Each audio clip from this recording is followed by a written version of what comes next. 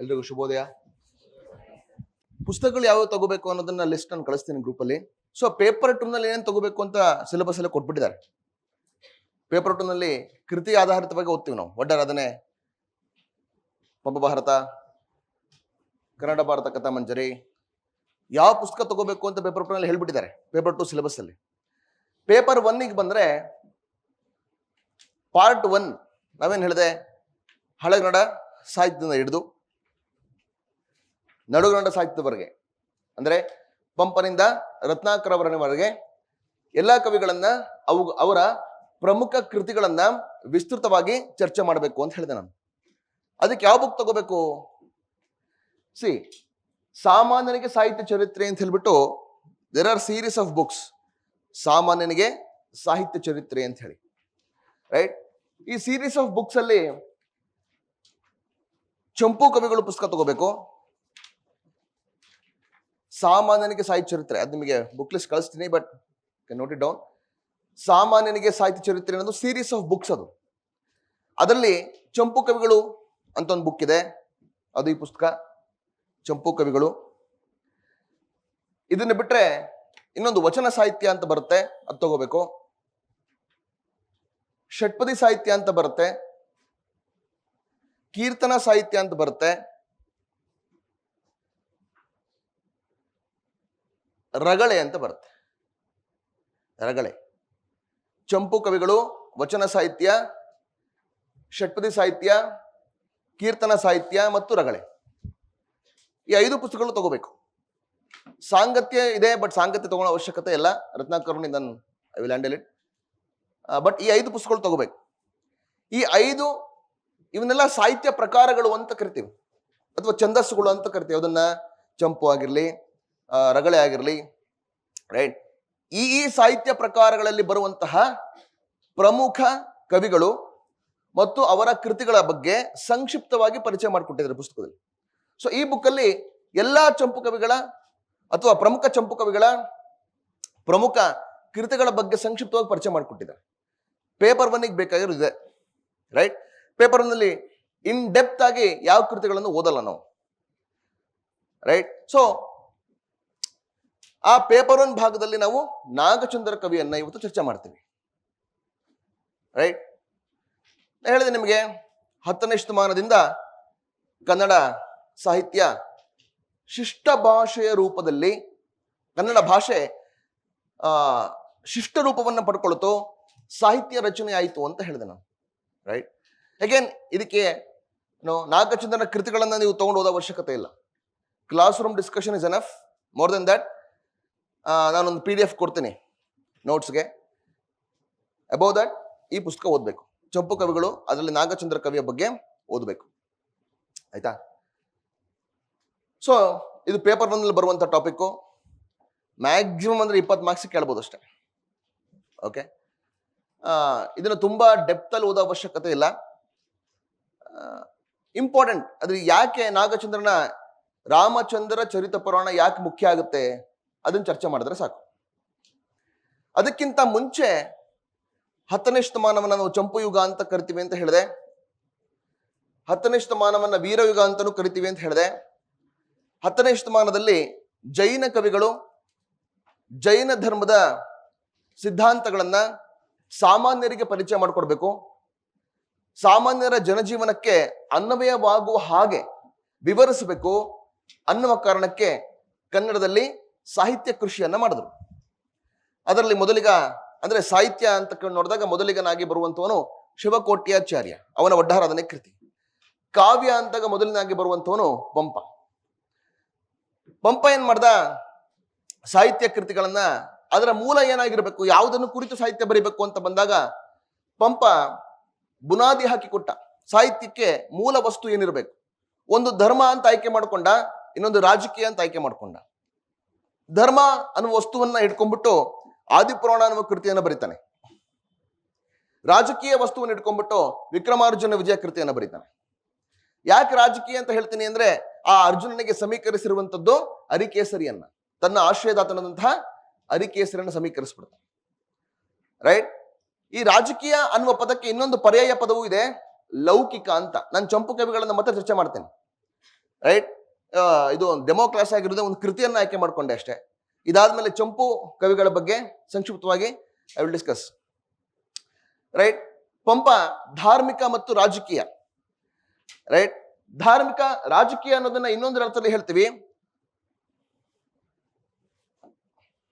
ಒಂದು ಧಾರ್ಮಿಕ ಕೃತಿ, ಇನ್ನೊಂದು ರಾಜಕೀಯ ಕೃತಿ, ಅಥವಾ ಅದನ್ನ ಇನ್ನೊಂದು ಅರ್ಥದಲ್ಲಿ ಹೇಳ್ತೀವಿ ಆಗಮಿಕ ಕೃತಿ ಅಂತಲೂ ಕರಿತೀವಿ. ಆಗಮಿಕ ಕೃತಿ ಮತ್ತು ಲೌಕಿಕ ಕೃತಿ ಅಂತಲೂ ಕರಿತೀವಿ.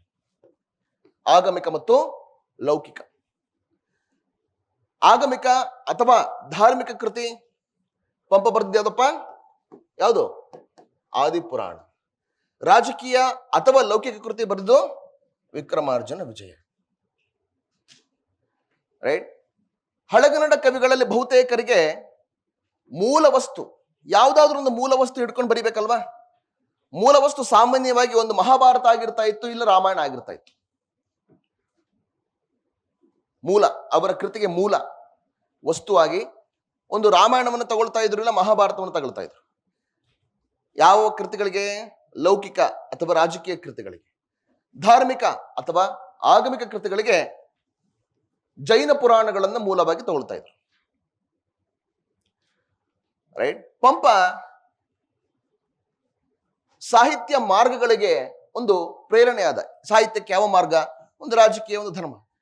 ಇವಾಗಲೂ ಕೂಡ ಪ್ರಪಂಚವನ್ನು ಆಳುತ್ತಿರುವಂತ ಅತಿ ಪ್ರಬಲವಾದ ಶಕ್ತಿಗಳು ಇವೆರಡ. ಹೌದಾನೆ? ಒಂದು ಧರ್ಮ, ಇನ್ನೊಂದು ರಾಜಕೀಯ. ಪಂಪ ಬಹಳ ಬುದ್ಧಿವಂತ.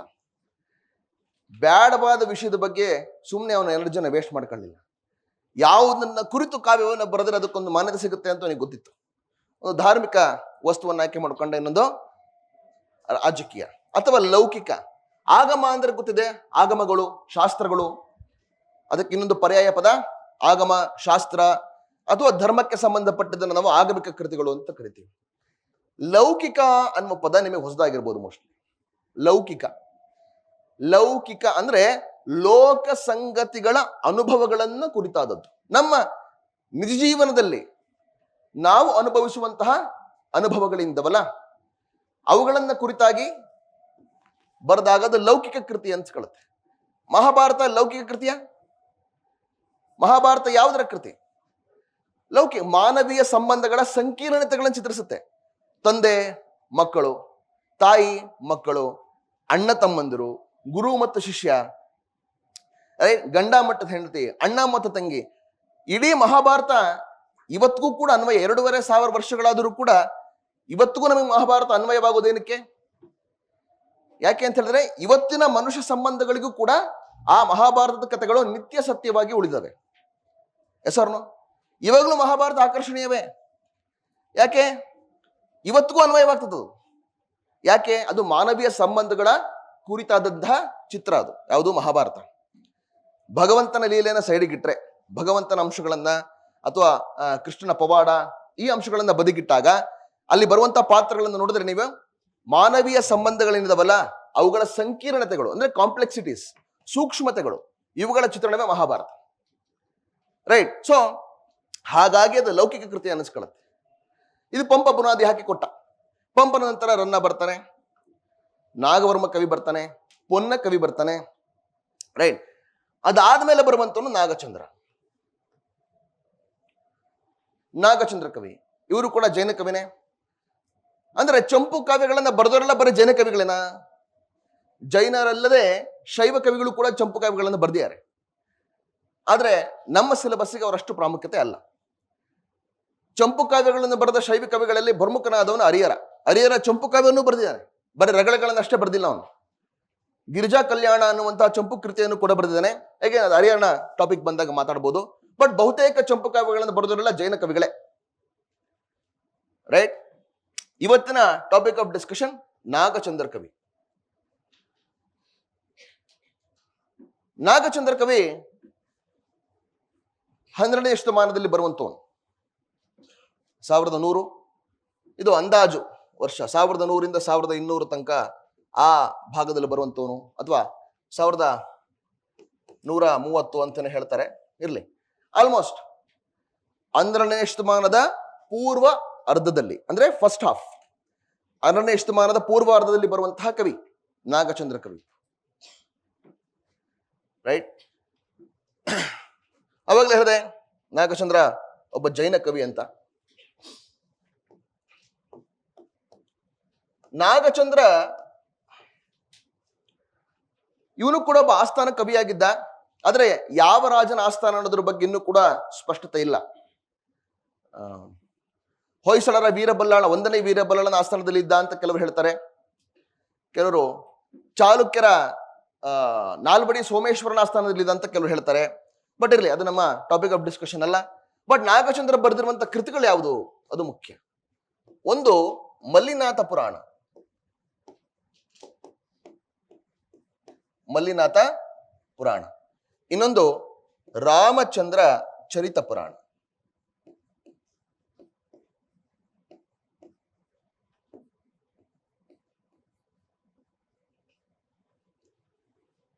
ರೈಟ್. ಈ ಮಲ್ಲಿನಾಥ ಪುರಾಣದ ಬಗ್ಗೆ ನಾವು ಹೆಚ್ಚು ಚರ್ಚೆ ಮಾಡೋದಿಲ್ಲ. ಅದರ ಸಂಕ್ಷಿಪ್ತವಾದ ಮಾಹಿತಿ ನಾನು ನೋಟ್ಸಲ್ಲಿ ಹಂಚ್ಕೊಳ್ತೀನಿ. ಬ್ರೀಫ್ ಆಗಿ ಹೇಳೋದಾದ್ರೆ, ಈ ಮಲ್ಲಿನಾಥ ಪುರಾಣ 19ನೇ ತೀರ್ಥಂಕರನ ಕಥೆ ಇದು. ಜೈನ ಧರ್ಮದಲ್ಲಿ ಎಷ್ಟು ಜನ ತೀರ್ಥಂಕರಿದ್ದಾರೆ? 24 ಜನ ಇದ್ದಾರೆ. 1ನೇ ತೀರ್ಥಂಕರ ಋಷಭನಾಥ ಆದಿದೇವ, ಅವನ ಬಗ್ಗೆ ಪಂಪ ಆದಿ ಪುರಾಣವನ್ನು ಬರೆದು ಬಿಟ್ಟಿದ್ದಾನೆ.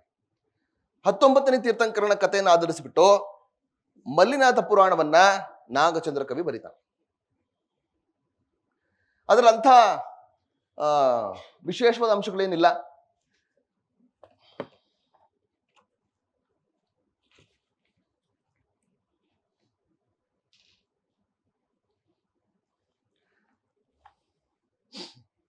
ಮಲ್ಲಿನಾಥ ಪುರಾಣದಲ್ಲಿ ಸುಮ್ಮನೆ ಕೇಳಿಸ್ಕೊಳ್ಳಿ.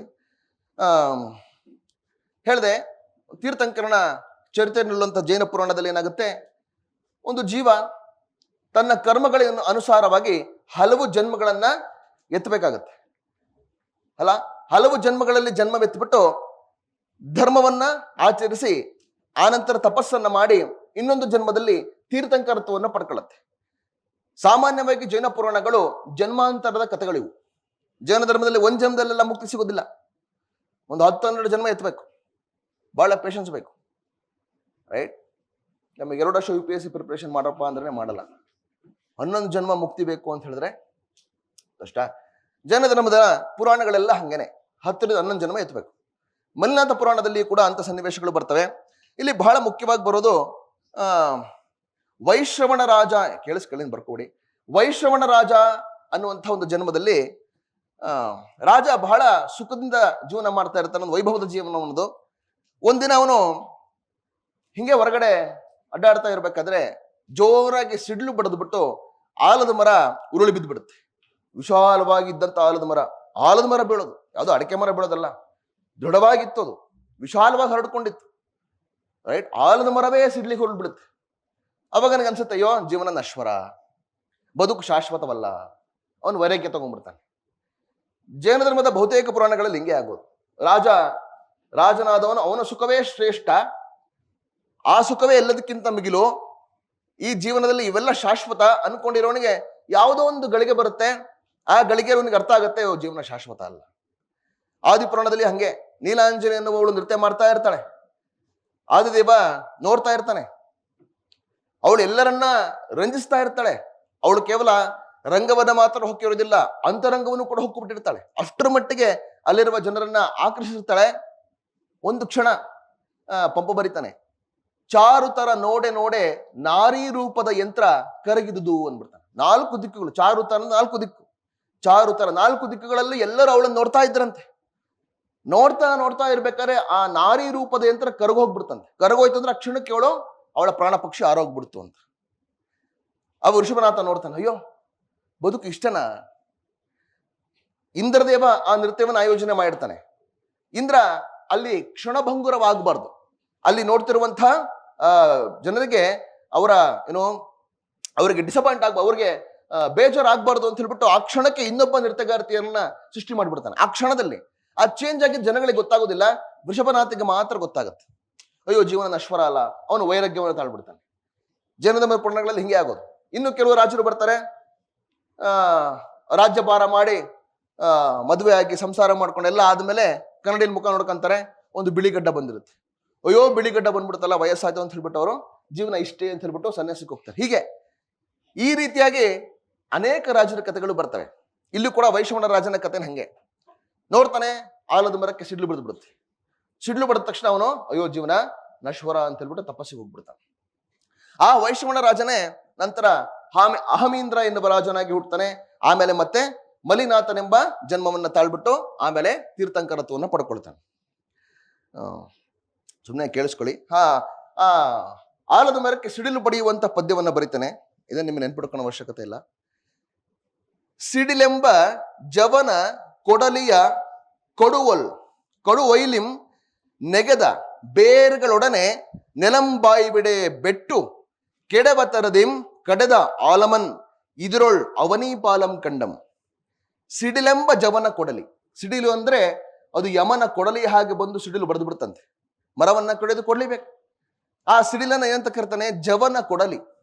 ಸಿಡಿಲೆಂಬ ಜವನ ಕೊಡಲಿಯ ಕಡು ಒಯ್ಲಿಂ, ಒಯ್ಲು ಅಂದ್ರೆ ಹೊಡೆತ, ಕಡು ಒಯ್ಲಿಂ ನೆಗೆದ ಅಂದ್ರೆ ಬಿದ್ದುಬಿಡ್ತದು. ಬೇರುಗಳೊಡನೆ, ಬೇರು ಸಮೇತ ಬಿದ್ದುಬಿಡ್ತಂತೆ. ಕೊಡು ಒಯ್ಲಿಂ ನೆಗೆದ ಬೇರುಗಳೊಡನೆ ಹೆಂಗ್ ಬಿತ್ತಂತೆ? ನೆಲಂ ಬಾಯಿ ಬಿಡೆ, ನೆಲ ಬಿರಿದು ಬಿಡ್ತವನೋ ಬಿದ್ದುಬಿಡ್ತು. ದೊಡ್ಡ ಆಲದ ಮರ ದಪ್ಪನೆ ಬಿದ್ರೆ ಏನೋ ಭೂಕಂಪನ ಆಯ್ತವನೋ ಹಾಗೆ. ನೆಲಂ ಬಾಯಿ ಬಿಡೆ ಬೆಟ್ಟು ಕೆಡವ, ಬೆಟ್ಟವೇ ಬಿದ್ಬಿಡ್ತು ಅನ್ನುವ ಹಾಗೆ. ಬೆಟ್ಟು ಕೆಡವ ತೆರದಿಂ ರೀತಿಯಲ್ಲಿ, ತೆರದಿಂ ಕೆಡದ ಆಲಮನ್, ಆಲದ ಮರ ಕೆಡದ ಅಂದ್ರೆ ಬಿದ್ದ, ಕೆಡದ ಆಲಮನ್ ಇದಿರೊಳ್, ಎದುರೊಳಗೆ ಯಾರು ನೋಡ್ತಾರೆ? ಅವನಿ ಪಾಲ ಅಂದ್ರೆ ಅವನಿ ಅಂದ್ರೆ ಭೂಮಿಯನ್ನ ಪಾಲನೆ ಮಾಡುವನು ರಾಜ. ಆಲಮನ್ ಇದಿರೊಳ್ ಅವನಿ ಪಾಲಂ ಕಂಡಂ. ಸೊ ಇದು ಅವನು ಆಲದ ಮರವನ್ನ ನೋಡಿದಂತಹ ದೃಶ್ಯವನ್ನ ಹೇಳ್ತಾನೆ. ಅದಾದ್ಮೇಲೆ ಅವನು ಮಲ್ಲಿನಾಥನಾಗಿ ತೀರ್ಥಂಕರ ಜನ್ಮವನ್ನು ತಾಳಿ ಮುಕ್ತಿಯನ್ನು ಹೊಂದುತ್ತಾನೆ. ಈ ಮಲ್ಲಿನಾಥ ಪುರಾಣದಲ್ಲಿ ವಿಶೇಷವಾದ ದೃಶ್ಯ ಅಂದ್ರೆ ಇದೊಂದೇ. ಯಾವುದು? ಈ ವೈಶ್ರವಣ ರಾಜನಿಗೆ ಏನೋ ವೈರಾಗ್ಯೋದಯವಾಗುವಂಥದ್ದು. ವೈರಾಗ್ಯೋದಯ, ಭೋಗದ ಮೇಲೆ ಆಸಕ್ತಿ ಕಡಿಮೆಯಾಗಿ ವೈರಾಗ್ಯವನ್ನು ತಾಳುವಂಥ ಸನ್ನಿವೇಶ ಮಾತ್ರ ಮುಖ್ಯ. ಅದು ನಮ್ಮ ಟಾಪಿಕ್ ಆಫ್ ಡಿಸ್ಕಷನ್ ಅಲ್ಲ. ನಮಗೆ ಬೇಕಾಗಿರುವಂಥದ್ದು ರಾಮಚಂದ್ರ ಚರಿತ ಪುರಾಣ, ನಾಗಚಂದ್ರನ ರಾಮಚಂದ್ರ ಚರಿತ ಪುರಾಣ.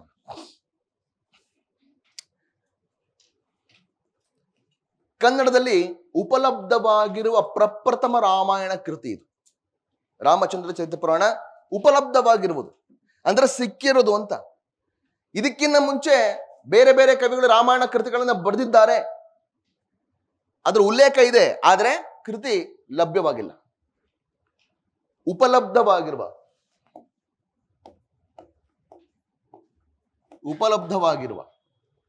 ಉಪಲಬ್ಧ ಅಂದ್ರೆ ದೊರಕಿರುವ ಕನ್ನಡದ ಪ್ರಪ್ರಥಮ ರಾಮಾಯಣ ಕೃತಿ ರಾಮಚಂದ್ರ ಚರಿತ ಪುರಾಣ.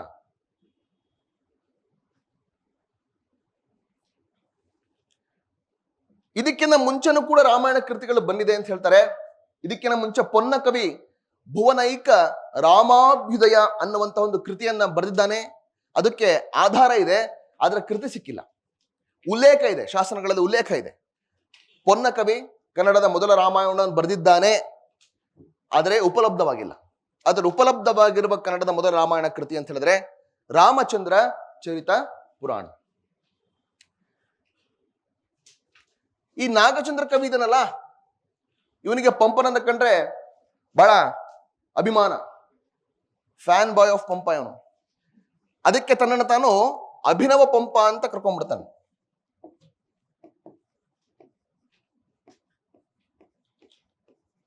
ಅಭಿನವ ಪಂಪ. ನಾಗಚಂದ್ರ ಕವಿ ತನ್ನನ್ನು ತಾನು ಅಭಿನವ ಪಂಪ ಅಂತ ಕರೆದುಕೊಂಡಿದ್ದಾನೆ.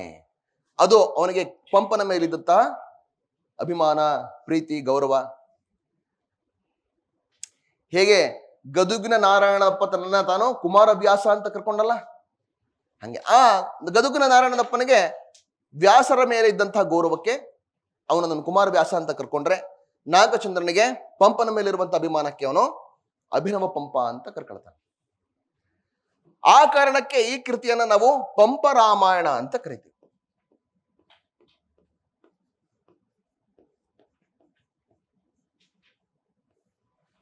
ಪಂಪ ರಾಮಾಯಣ ಅಂತ ಕರಿತೀವಿ. ಪಂಪ ರಾಮಾಯಣ ಅಂತ ಅಷ್ಟೇ ಕನ್ಫ್ಯೂಸ್ ಆಗ್ಬಿಡಿ. ಪಂಪ ಯಾವಾಗ ರಾಮಾಯಣ ಬರ್ದ ಅಂತ. ಪಂಪ ರಾಮಾಯಣ ಬರ್ದಿಲ್ಲ. ನಾಗಚಂದ್ರ ತನ್ನ ಅಭಿನವ ಪಂಪ ಅಂತ ಕರೆದುಕೊಂಡ್ರ ಕಾರಣಕ್ಕಾಗಿ ನಾಗಚಂದ್ರನ ರಾಮಚಂದ್ರ ಚರಿತ ಪುರಾಣವನ್ನು ನಾವು ಪಂಪ ರಾಮಾಯಣ ಅಂತ ಕರಿತೀವಿ.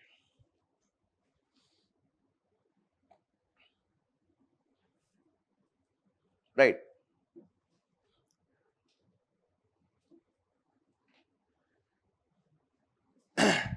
ಈ ರಾಮಚಂದ್ರ ಚರಿತ ಪುರಾಣ ಏನ್ ಹೇಳುತ್ತೆ?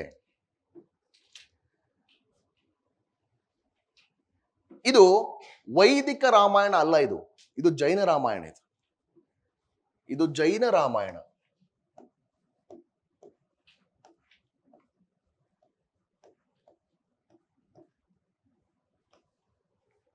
ವೈದಿಕ ರಾಮಾಯಣ ಅಲ್ಲ ಇದು. ಹಂಗಾರೆ ಜೈನರಲ್ಲೂ ಒಬ್ಬ ರಾಮ ಇದ್ದ ಸರ್. ನಮ್ಮ ರಾಮನನ್ನೇ ಅವರು ಮಾಡಿಫೈ ಮಾಡ್ಕೊಂಡಿದ್ದಾರೆ. ವೈದಿಕ ರಾಮನನ್ನೇ ಜೈನ ಪುರಾಣಗಳಿಗೆ ಅನುಗುಣವಾಗಿ ಮಾರ್ಪಾಡು ಮಾಡ್ಕೊಂಡ್ಬಿಟ್ಟಿದ್ದಾರೆ. ರೈಟ್.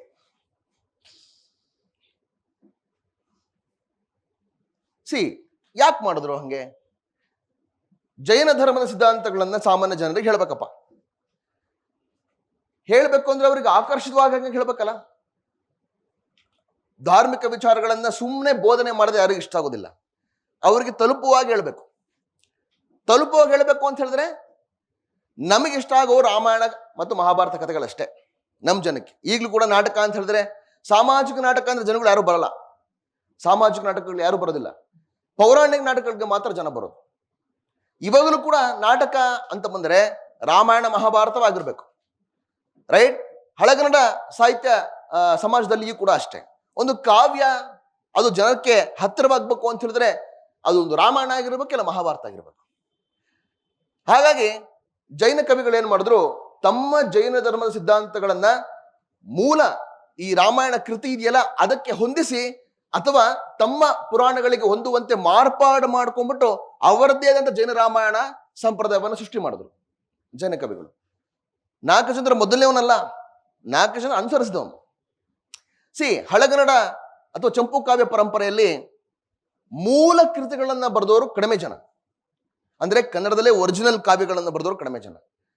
ರೈಟ್. ಒಂದೋ ಸಂಸ್ಕೃತ ಮೂಲವಾದ ರಾಮಾಯಣ ಮಹಾಭಾರತವನ್ನಾದರೂ ಆಯ್ಕೆ ಮಾಡ್ಕೊಳ್ತಿದ್ರು, ಇಲ್ಲ ಸಂಸ್ಕೃತ ಮೂಲವಾದ ಜೈನ ಪುರಾಣಗಳನ್ನು ಆಯ್ಕೆ ಮಾಡ್ಕೊಳ್ತಿದ್ರು, ಇಲ್ಲ ಪ್ರಾಕೃತ ಮೂಲವಾದ ಜೈನ ಪುರಾಣಗಳನ್ನ ಅನುಕರಣೆ ಮಾಡ್ತಾ ಇದ್ರು. ರೈಟ್. ಸ್ವಂತ ಕೃತಿಗಳು ಬರಲಿಲ್ಲ, ಬಂದ್ರು ಕೇವಲ ವಿರಳ, ತುಂಬಾ ವಿರಳ. ರೈಟ್. ನಯಸೇನ ಧರ್ಮಾಮೃತ ಅಂತ ಒಂದು ಕೃತಿ ಬರ್ತದೆ, ಸ್ವಂತ ಕೃತಿ, ಅವನು ಬರೆದಿರುವಂಥದ್ದು. ಉಳಿದೆಲ್ಲ ಕವಿಗಳು ಬಹುತೇಕವಾಗಿ ಒಂದು ಸಂಸ್ಕೃತ ಮೂಲವಾದ ಅಥವಾ ಪ್ರಾಕೃತ ಮೂಲವಾದ ಕೃತಿಯನ್ನ ಕನ್ನಡಕ್ಕೆ ಭಾವಾನುವಾದವನ್ನ ಮಾಡಿದ್ರು. ಭಾಷಾಂತರ ತಪ್ಪಾಗ್ಬಿಡುತ್ತೆ, ಭಾವಾನುವಾದವನ್ನು ಮಾಡಿದ್ರು. ರೈಟ್. ಸೊ ಜೈನ ರಾಮಾಯಣ ಪರಂಪರೆ ಪ್ರಾಕೃತದಲ್ಲಿ ಇತ್ತು, ಸಂಸ್ಕೃತದಲ್ಲಿ ಇತ್ತು. ನಾಗಚಂದ್ರ ಕವಿ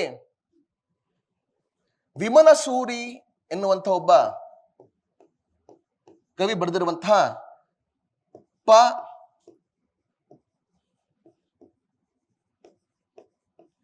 ಪಉಮಚರಿಯ ಎನ್ನುವ ಪ್ರಾಕೃತ ಮೂಲದ ಪ್ರಾಕೃತ ಜೈನ ರಾಮಾಯಣ ಕೃತಿಯನ್ನ ಅನುಸರಿಸಿ ಕನ್ನಡದಲ್ಲಿ ರಾಮಚಂದ್ರ ಚರಿತ ಪುರಾಣವನ್ನ ರಚಿಸಿದ. ಪ್ರಾಕೃತ ಮೂಲದ ಪಉಮಚರಿಯ ಎನ್ನುವಂತಹ ಪ್ರಾಕೃತದ ಜೈನ ರಾಮಾಯಣದ ಕೃತಿಯನ್ನ ಮೂಲವಾಗಿರಿಸ್ಕೊಂಡ್ಬಿಟ್ಟು ಕನ್ನಡದಲ್ಲಿ ರಾಮಚಂದ್ರ ಚರಿತ ಪುರಾಣ ಕೃತಿಯನ್ನ ಬರೆದ. ರೈಟ್. ಹಾಗಾದ್ರೆ ರಾಮಚಂದ್ರ ಚರಿತ ಪುರಾಣದಲ್ಲಿ ನಾವು ಇಡೀ ಕೃತಿಯನ್ನ ಓದಲ್ಲ ಅಂತ ನಾನು ಅವಾಗ ಹೇಳಿದ್ದೆ. ಇಡೀ ಕೃತಿಯನ್ನ ವಿಸ್ತೃತವಾಗಿ ಚರ್ಚೆ ಮಾಡೋದಿಲ್ಲ ಅಂತ ಹೇಳಿದ್ದೆ ನಾನು. ಮತ್ತೆ ಹಂಗಾರೆ ಏನ್ ನೋಡ್ತೀವಿ? ಮೊದಲನೇ ಅಂಶ, ಮೂಲ ರಾಮಾಯಣಕ್ಕಿಂತ ಹೇಗೆ ಭಿನ್ನ ಅನ್ನುವಂಥದ್ದು ಮೊದಲನೇ ಪ್ರಶ್ನೆ. ವೈದಿಕ ರಾಮಾಯಣಕ್ಕಿಂತ ಹೇಗೆ ಭಿನ್ನ? ಜೈನ ರಾಮಾಯಣ ವೈದಿಕ ರಾಮಾಯಣಕ್ಕಿಂತ ಹೇಗೆ ಭಿನ್ನ?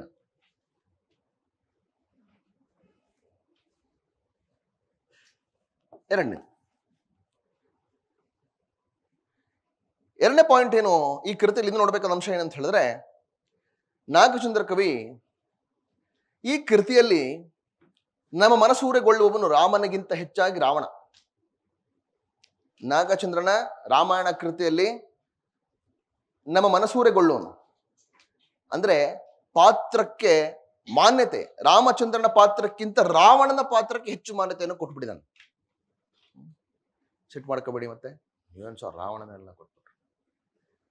ಇಲ್ಲಿ ರಾವಣ ಬಹಳ ಉದಾತ್ತ ವ್ಯಕ್ತಿ. ಅವನು ತಪ್ಪು ಮಾಡ್ತಾನೆ, ತಪ್ಪು ಮಾಡ್ಲೇ ಇಲ್ಲ ಅಂತೇನಿಲ್ಲ, ರಾವಣ ಕೊನೆಗೆ ವಧೆನೂ ಆಗುತ್ತೆ, ಆದ್ರೆ ಬಹಳ ಉದಾತ್ತ ವ್ಯಕ್ತಿ ಅವನು. ಇದನ್ನು ನಾವು ಪ್ರತಿನಾಯಕನ ಉದಾತ್ತೀಕರಣ ಅಂತ ಕರಿತೀವಿ.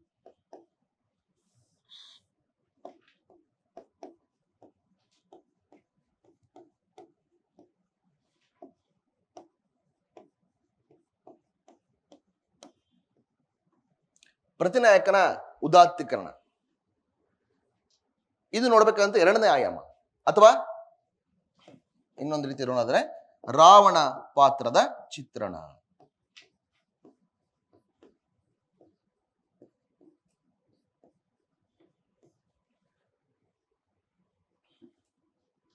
ರಾವಣ ಪಾತ್ರದ ಚಿತ್ರಣ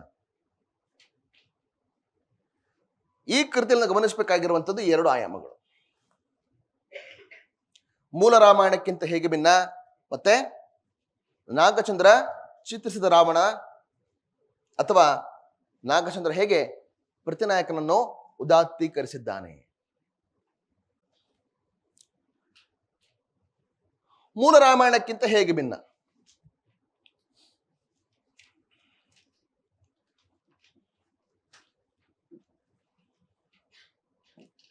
ಇಲ್ಲಿ ರಾಮ ದಶಾವತಾರದಲ್ಲಿ ಒಬ್ಬ ಅಲ್ಲ, ವಿಷ್ಣುವಿನ ದಶಾವತಾರದಲ್ಲಿ ಒಬ್ಬನಲ್ಲ ರಾಮ. ಇಲ್ಲಿ ವೈದಿಕ ಪುರಾಣದಲ್ಲಿ ಬರುವಂತ ದಶಾವತಾರದ ರಾಮ ಅಲ್ಲ ಇವನು. ರಾಮ ಜೈನ ಪುರಾಣದಲ್ಲಿ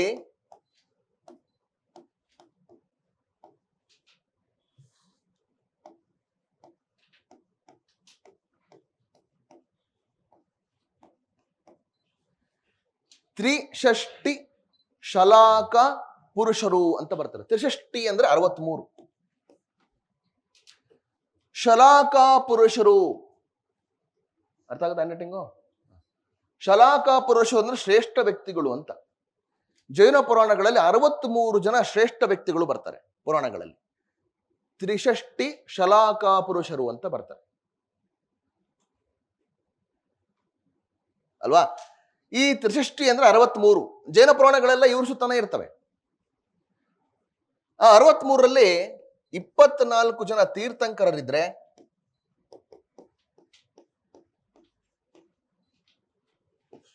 12 ಜನ ಚಕ್ರವರ್ತಿಗಳು ಬರ್ತಾರೆ,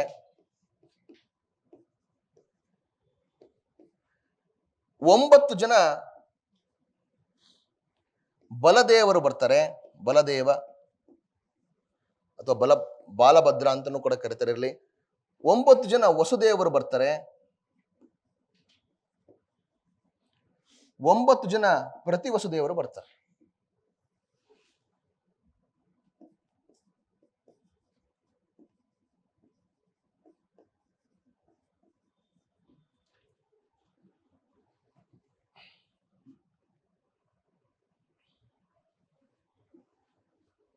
ರೈಟ್?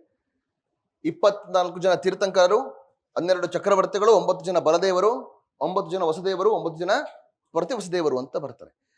ಜೈನ ಪುರಾಣಗಳೆಲ್ಲ ಇವ್ರ ಸುತ್ತಾನೆ ಇರ್ತವೆ.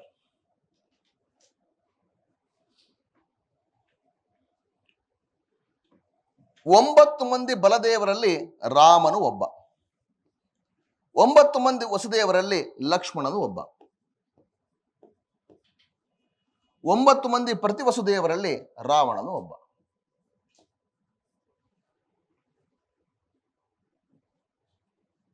ರೈಟ್? ಇಲ್ಲಿ ರಾಮ ದಶಾವತಾರಿ ಅಲ್ಲ, ದಶಾವತಾರದಲ್ಲಿ ಬರುವಂತಹ ಒಂದು ಅವತಾರವಲ್ಲ. ಬದಲಾಗಿ 9 ಮಂದಿ ತ್ರಿಷಷ್ಟಿ ಶಲಾಕ ಪುರುಷರಲ್ಲಿ ಬರುವ 9 ಮಂದಿ ಬಲದೇವರಲ್ಲಿ ರಾಮ ಒಬ್ಬ ಬಲದೇವ, 9 ಮಂದಿ ವಸುದೇವರಲ್ಲಿ ಲಕ್ಷ್ಮಣ ಒಬ್ಬ ವಸುದೇವ, 9 ಮಂದಿ ಪ್ರತಿ ವಸುದೇವರಲ್ಲಿ ರಾವಣ ಒಬ್ಬ ಪ್ರತಿ ವಸುದೇವ.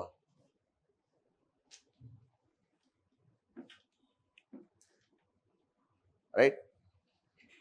ಯಾಕೆ ಬಲದೇವ ಅಂತ ಕರೆದ್ರು ಸರ್, ಯಾಕೆ ವಸುದೇವ ಅಂತ ಕರೆದ್ರು ಸರ್? ನಮ್ಗೆ ಗೊತ್ತಿಲ್ಲ ಸರ್, ನಾವು ಜೈನ ಪುರಾಣಗಳನ್ನು ಓದಿಲ್ಲ. ಬಟ್ ಈ ಜೈನ ಧರ್ಮದ ದೃಷ್ಟಿಯಲ್ಲಿ ಪಾತ್ರಗಳನ್ನ ಚಿತ್ರಣ ಮಾಡಿದ್ದಾರೆ ಅಂತ ಅಂದ್ಬಿಟ್ಕೊಂಡ್ರೆ ಸಾಕು. ಇಲ್ಲೇ ನೋಡಿ, ವಸುದೇವ ಮತ್ತು ಪ್ರತಿ ವಸುದೇವ ಇವರಿಬ್ಬರ ವೈರಿಗಳು. ಅಂದ್ರೆ ರಾವಣನನ್ನ ಕೊಲ್ಲುವುದು ಲಕ್ಷ್ಮಣ, ರಾಮ ಅಲ್ಲ. ಇಲ್ಲಿ ರಾಮನಿಂದ ಹಿಂಸೆ ಮಾಡಿಸಿಲ್ಲ. ಜನಧರ್ಮ ಹಿಂಸೆ ಒಪ್ಪಲ್ಲದಪ್ಪ. ಹೀರೋಯಿಂದ ಕೊಲೆ ಮಾಡಿಸಿಲ್ಲ ಅವರು. ಲಕ್ಷ್ಮಣ ರಾವಣನ ವಧೆ ಮಾಡ್ತಾನೆ. ರೈಟ್. ಇಲ್ಲಿ ಸೀತೆ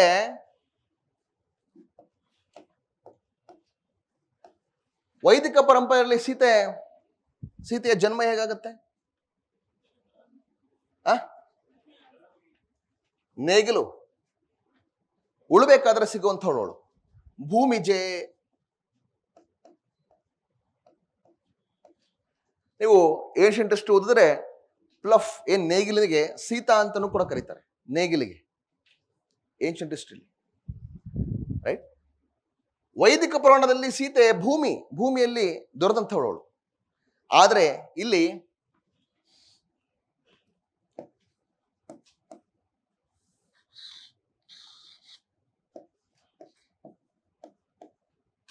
ಜನಕರಾಜನ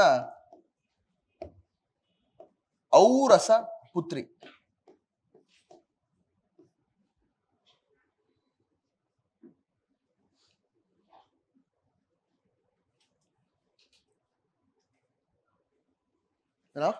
ಔರಸ, ಜನಕರಾಜನ ಔರಸ ಪುತ್ರಿ ಅಂದ್ರೆ ರಕ್ತ ಹಂಚ್ಕೊಂಡು ಹುಟ್ಟಿದಂಥವಳು. ಜನಕರಾಜನಲ್ಲಿ ರಕ್ತ ಹಂಚಿಕೊಂಡು ಹುಟ್ಟಿದಂಥವಳು ಜಾನಕಿ.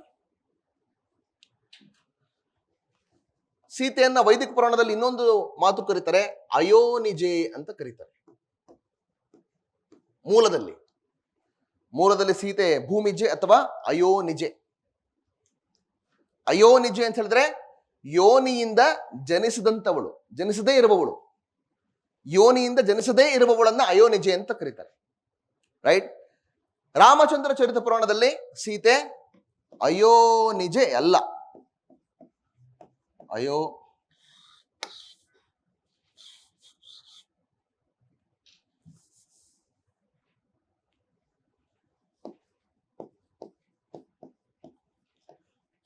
ನಿಜ ಎಲ್ಲ.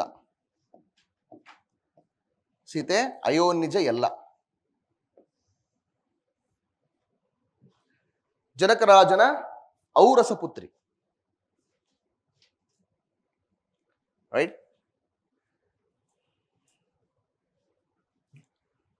ಆಮೇಲೆ ಹನುಮಂತಾದಿಗಳು ಯಾರು ಕಪಿಗಳಲ್ಲ, ಅವರು ಮನುಷ್ಯರೇ. ಆದರೆ ಕಪಿಧ್ವಜರು ಮಾತ್ರ. ಅವರ ಸೈನ್ಯದ ಧ್ವಜದಲ್ಲಿ ಕಪಿ ಅಂದ್ರೆ ಕೋತಿ ಇರುತ್ತೆ. ಆದ್ರೆ ಯಾರು ಹನುಮಂತಾದಿಗಳು ಯಾರು ಕಪಿಗಳಲ್ಲ, ಕಪಿಧ್ವಜರು ಮಾತ್ರ. ಹನುಮಂತ ಬ್ರಹ್ಮಚಾರಿ ಅಲ್ಲ, ಸಂಸಾರಿ. ಹನುಮಂತನಿಗೆ ಮದುವೆ ಮಾಡಿಸ್ಬಿಡ್ತಾರೆ. ಶ್ರೀಲಂಕಾ ಹೋಗ್ತಾನೆ ಅವನು. ಶ್ರೀಲಂಕಾ ಹೋಗ್ಬಿಟ್ಟು ಲಂಕಾ ಸುಂದರಿ ಅನ್ನೋಳನ್ನ ಮದುವೆ ಆಗ್ತಾನೆ. ಅಲ್ಲೆಲ್ಲ ಹೋಗ್ಬಿಟ್ಟು ಸ್ವಲ್ಪ ಎಲ್ಲ ಒಂದು ವೀರತ್ವ ಎಲ್ಲ ಪ್ರದರ್ಶನ ಆಗುತ್ತಲ್ಲಪ್ಪ. ಅಲ್ಲಿರೋಳು ಯಾರೊಬ್ಬ ಹುಡುಗಿ ಇಂಪ್ರೆಸ್ ಆಗ್ಬಿಡ್ತಾಳೆ. ಲಂಕಾ ಸುಂದರಿ ಅನ್ನೋಳ ಜೊತೆ ವಿವಾಹ ಆಗುತ್ತೆ ಹನುಮಂತನಿಗೆ.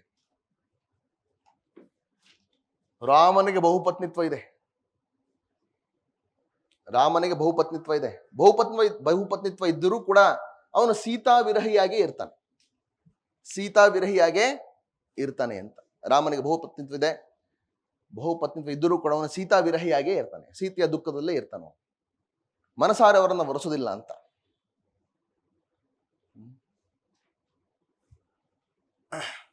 ಅಂತ ಒಂದು ಸಿಚುವೇಶನ್ ಬರುತ್ತೆ. ಪಾಪ ಸುಗ್ರೀವ ಮಕ್ಕಳನ್ನ ಕೊಟ್ಟು ಮದುವೆ ಮಾಡ್ತಾನೆ.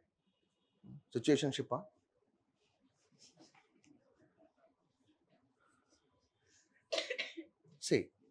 ಇಲ್ಲಿ ಹೋಮ, ಯಜ್ಞ, ಹವನಗಳು, ಪುತ್ರ ಕಾಮೇಷ್ಟಿ ಯಾಗಗಳು, ಋಷಿಮುನಿಗಳು, ಮಾಯಾಜಿಂಕೆಯ ಪ್ರಸಂಗ ಇವ್ಯಾವೂ ಇಲ್ಲ. ಹೋಮ ಯಜ್ಞಾದಿಗಳಿಲ್ಲ, ಋಷಿಮುನಿಗಳು ಯಾರು ಬರೋದಿಲ್ಲ ಇಲ್ಲಿ. ಪುತ್ರ ಕಾಮೇಷ್ಟಿ ಯಾಗಗಳು ಆಗೋದಿಲ್ಲ ಇಲ್ಲಿ. ಅಶ್ವಮೇಧವೂ ಆಗೋದಿಲ್ಲ, ಅಶ್ವಮೇಧ ಯಾಗವೂ ಆಗೋದಿಲ್ಲ ಇಲ್ಲಿ. ಮಾಯಾಜಿಂಕೆಯ ಪ್ರಸಂಗವೂ ಬರೋದಿಲ್ಲ. ಅಂದ್ರೆ ಹಿಂದೂ ಪುರಾಣ, ವೈದಿಕ ಪುರಾಣದ ಎಲ್ಲ ಅಂಶಗಳನ್ನು ಕೂಡ ಇಲ್ಲಿ ಬದಿಗೊಟ್ಬಿಟ್ಟಿದ್ದಾರೆ.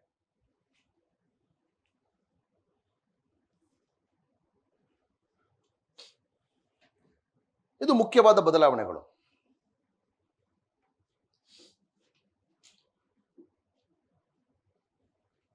ನೋಡಿ ಎಷ್ಟೊಂದು ಬದಲಾವಣೆ ಮಾಡ್ಕೊಂಡಿದ್ದಾರೆ. Don't you think we were the most tolerant society by that time, 12th century? ಇವಾಗ ಟಾಲರೆನ್ಸ್ ಅನ್ನೋರು ತುಂಬಾ ಚರ್ಚೆಗೆ ಬರುತ್ತಲ್ಲನಪ್ಪ ಅಲ್ವಾ? ನಮ್ಮ ಧಾರ್ಮಿಕ ಹಿನ್ನೆಲೆ ಇರುವ ಅಂದ್ರೆ 12ನೇ ಶತಮಾನ, ಅದನ್ನು ಇನ್ನು ಯಾವ ಧರ್ಮಗಳು ಇನ್ವೇಡರ್ಸ್ ಇನ್ನೂ ಬಂದಿರಲಿಲ್ಲ ಅಥವಾ ಇನ್ನು ಬೇರೂರಿರಲಿಲ್ಲ ಅಷ್ಟೊಂದು. ಆಗ್ಲೇ we were open to the extent of we allowed others to completely modify. ರಾಮನಿಗೆ 2ನೇ ಮದುವೆ ಮಾಡಿಸೋ ತಮಾಷೆನ. ಈಗಲೂ ಕೂಡ ಅಂಥ ಕೃತಿ ಯಾರಾದರೂ ಬರೆಯೋ ಪ್ರಯತ್ನ ಪಟ್ರೆ ಅವ್ರ ಗತಿ ಏನಾಗ್ಬೋದು ಇವತ್ತಿನ ಪ್ರಸಂಗದಲ್ಲಿ? ಸುಮ್ಮನೆ ಯೋಚನೆ ಮಾಡಿ. Yes or no? ಹನುಮಂತನಿಗೆ ಮದುವೆ ಮಾಡಿಸೋದಂದ್ರೆ ತಮಾಷೆನಾ? ಜೈನ ಪುರಾಣದಲ್ಲಿ ಇವುಗಳನ್ನ ಅವರು ಕೃತಿಗಳನ್ನ ರಚಿಸಿಬಿಟ್ಟು ಬರೀ ಕೃತಿಗಳನ್ನ ರಚಿಸಿಲ್ಲ, ಅವರು ಜನಪ್ರಿಯ ಕವಿಗಳು. ಇವಾಗಲೂ ಕವಿಗಳನ್ನ ಚರ್ಚೆ ಮಾಡ್ತೀವಿ. ಅಂದ್ರೆ ನಮ್ಮ ಕನ್ನಡ ಸಂಸ್ಕೃತಿ ಎಷ್ಟು ಸಹಿಷ್ಣುವಾಗಿತ್ತು ಅನ್ನುವಂಥದ್ದು. ಸಹಿಷ್ಣುವಾಗಿತ್ತು ಅಲ್ವಾ?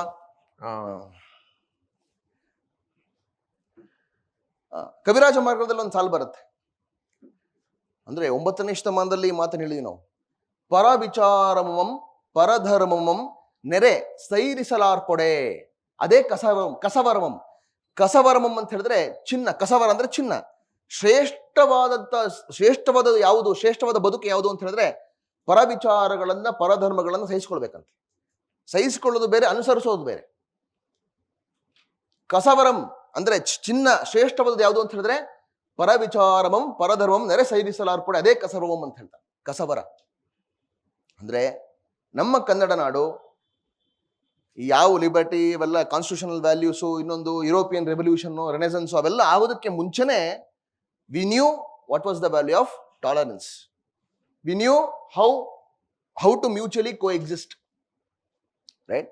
And we taught the world ಹಿಂಗಿರ್ಬೇಕು ಅಂತ ಹೇಳಿ, ರೈಟ್? ಅದಕ್ಕೆ ಈ ಕೃತಿಗಳೇ ಸಾಕ್ಷಿ, ರೈಟ್? ಅನ್ಯ ಧರ್ಮೀಯ ಕೃತಿಗಳನ್ನು ಯಾರಾದ್ರೂ ಹಿಂಗೆ ಮಾರ್ಪಾಡು ಮಾಡಿ ಬರೆದ್ರೆ ಈಗಲೂ ಕೂಡ ಬ್ಲಾಸ್ಫಮಿ ಅಂತ ಕರೀತಾರೆ ಅದನ್ನ. ವರ್ಡ್ ನೆನಪಿದ್ಯಾ? ಗೊತ್ತಾ ನಿಮಗೆ? ಬ್ಲಾಸ್ಫಮಿ ಗೊತ್ತಿಲ್ವಾ? ಹೆಂಗ್ ಗೊತ್ತಿಲ್ಲ ನಿಮಗೆ?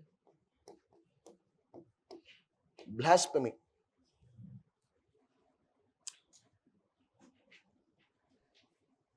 ಈ ಧಾರ್ಮಿಕ ಗ್ರಂಥವನ್ನೇ ಹಿನ್ನೆಲೆಯಾಗಿ ಉಟ್ಕೊಂಡಿರುವಂತಹ ಧರ್ಮಗಳು. ಒಂದು ಮೂಲ ಧಾರ್ಮಿಕ ಗ್ರಂಥ, ರೈಟ್? ಆ ಧಾರ್ಮಿಕ ಗ್ರಂಥದ ಪಾತ್ರವಾಗಿರಲಿ ಅಥವಾ ಕಥೆಯಾಗಿರ್ಲಿ, ಅದನ್ನು ಯಾರಾದರೂ ತಿರುಚಿದ್ರೆ that is called blasphemy. The one who commits blasphemy can be subjected to any kind of violence, to even death also. It is justified. That says a lot about our culture. ನಮ್ಮ ಸಂಸ್ಕೃತಿಯ ಬಗ್ಗೆ ಅದು ಬಹಳ ವಿಚಾರಗಳನ್ನು ಹೇಳುತ್ತೆ. ನಮ್ಮ ಸಂಸ್ಕೃತಿ, ನಮ್ಮ ಸಮಾಜ ಬಹಳ ಮುಕ್ತವಾಗಿತ್ತು, ಪರರ ವಿಚಾರಧಾರೆಗಳಿಗೆ ತೆರೆದುಕೊಂಡಿತ್ತು. ನಮ್ಮ ಮೂಲ ಧಾರ್ಮಿಕ ಕೃತಿಯನ್ನು ಮಾರ್ಪಾಡು ಮಾಡಿಕೊಂಡಿದ್ರೂ ಕೂಡ ನಾವು ಅವರನ್ನೂ ಗೌರವಿಸಿದ್ವಿ, ರೈಟ್? ನಮ್ಮ ಸಂಸ್ಕೃತಿ ಅನ್ನೋದಕ್ಕಿಂತ ನಮ್ಮ ನಾಡಿನ ಸಂಸ್ಕೃತಿ. ಅದಕ್ಕೆ ಈ ನಾಗಚಂದ್ರನ ರಾಮಚಂದ್ರ ಚರಿತ ಪುರಾಣವೇ ಸಾಕ್ಷಿ. ಕೃತಿಗೆ ಬರೋಣ. ಇವೆಲ್ಲ ಮಾಡಿಕೊಂಡಿರುವಂತ ಮಾರ್ಪಾಡುಗಳು. ಬಹುದೊಡ್ಡ ಮಾರ್ಪಾಡು ಯಾವ್ದು ಮಾಡ್ಕೊಂಡಿರೋದು ಅಂತ ಹೇಳಿದ್ರೆ ರಾವಣನ ಪಾತ್ರ. ರಾವಣ ಸದ್ಗುಣಶೀಲ ಸಂಪನ್ನದಂಥವನು ರಾವಣ, ರೈಟ್?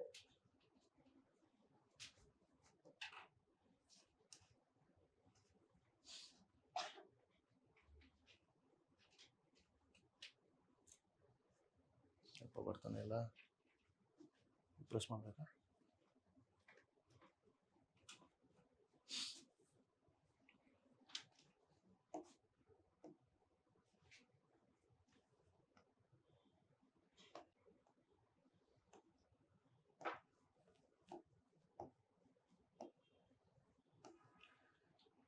ರಾವಣ ಸದ್ಗುಣಶೀಲ ಸಂಪನ್ನದಂಥವನು ರಾವಣ.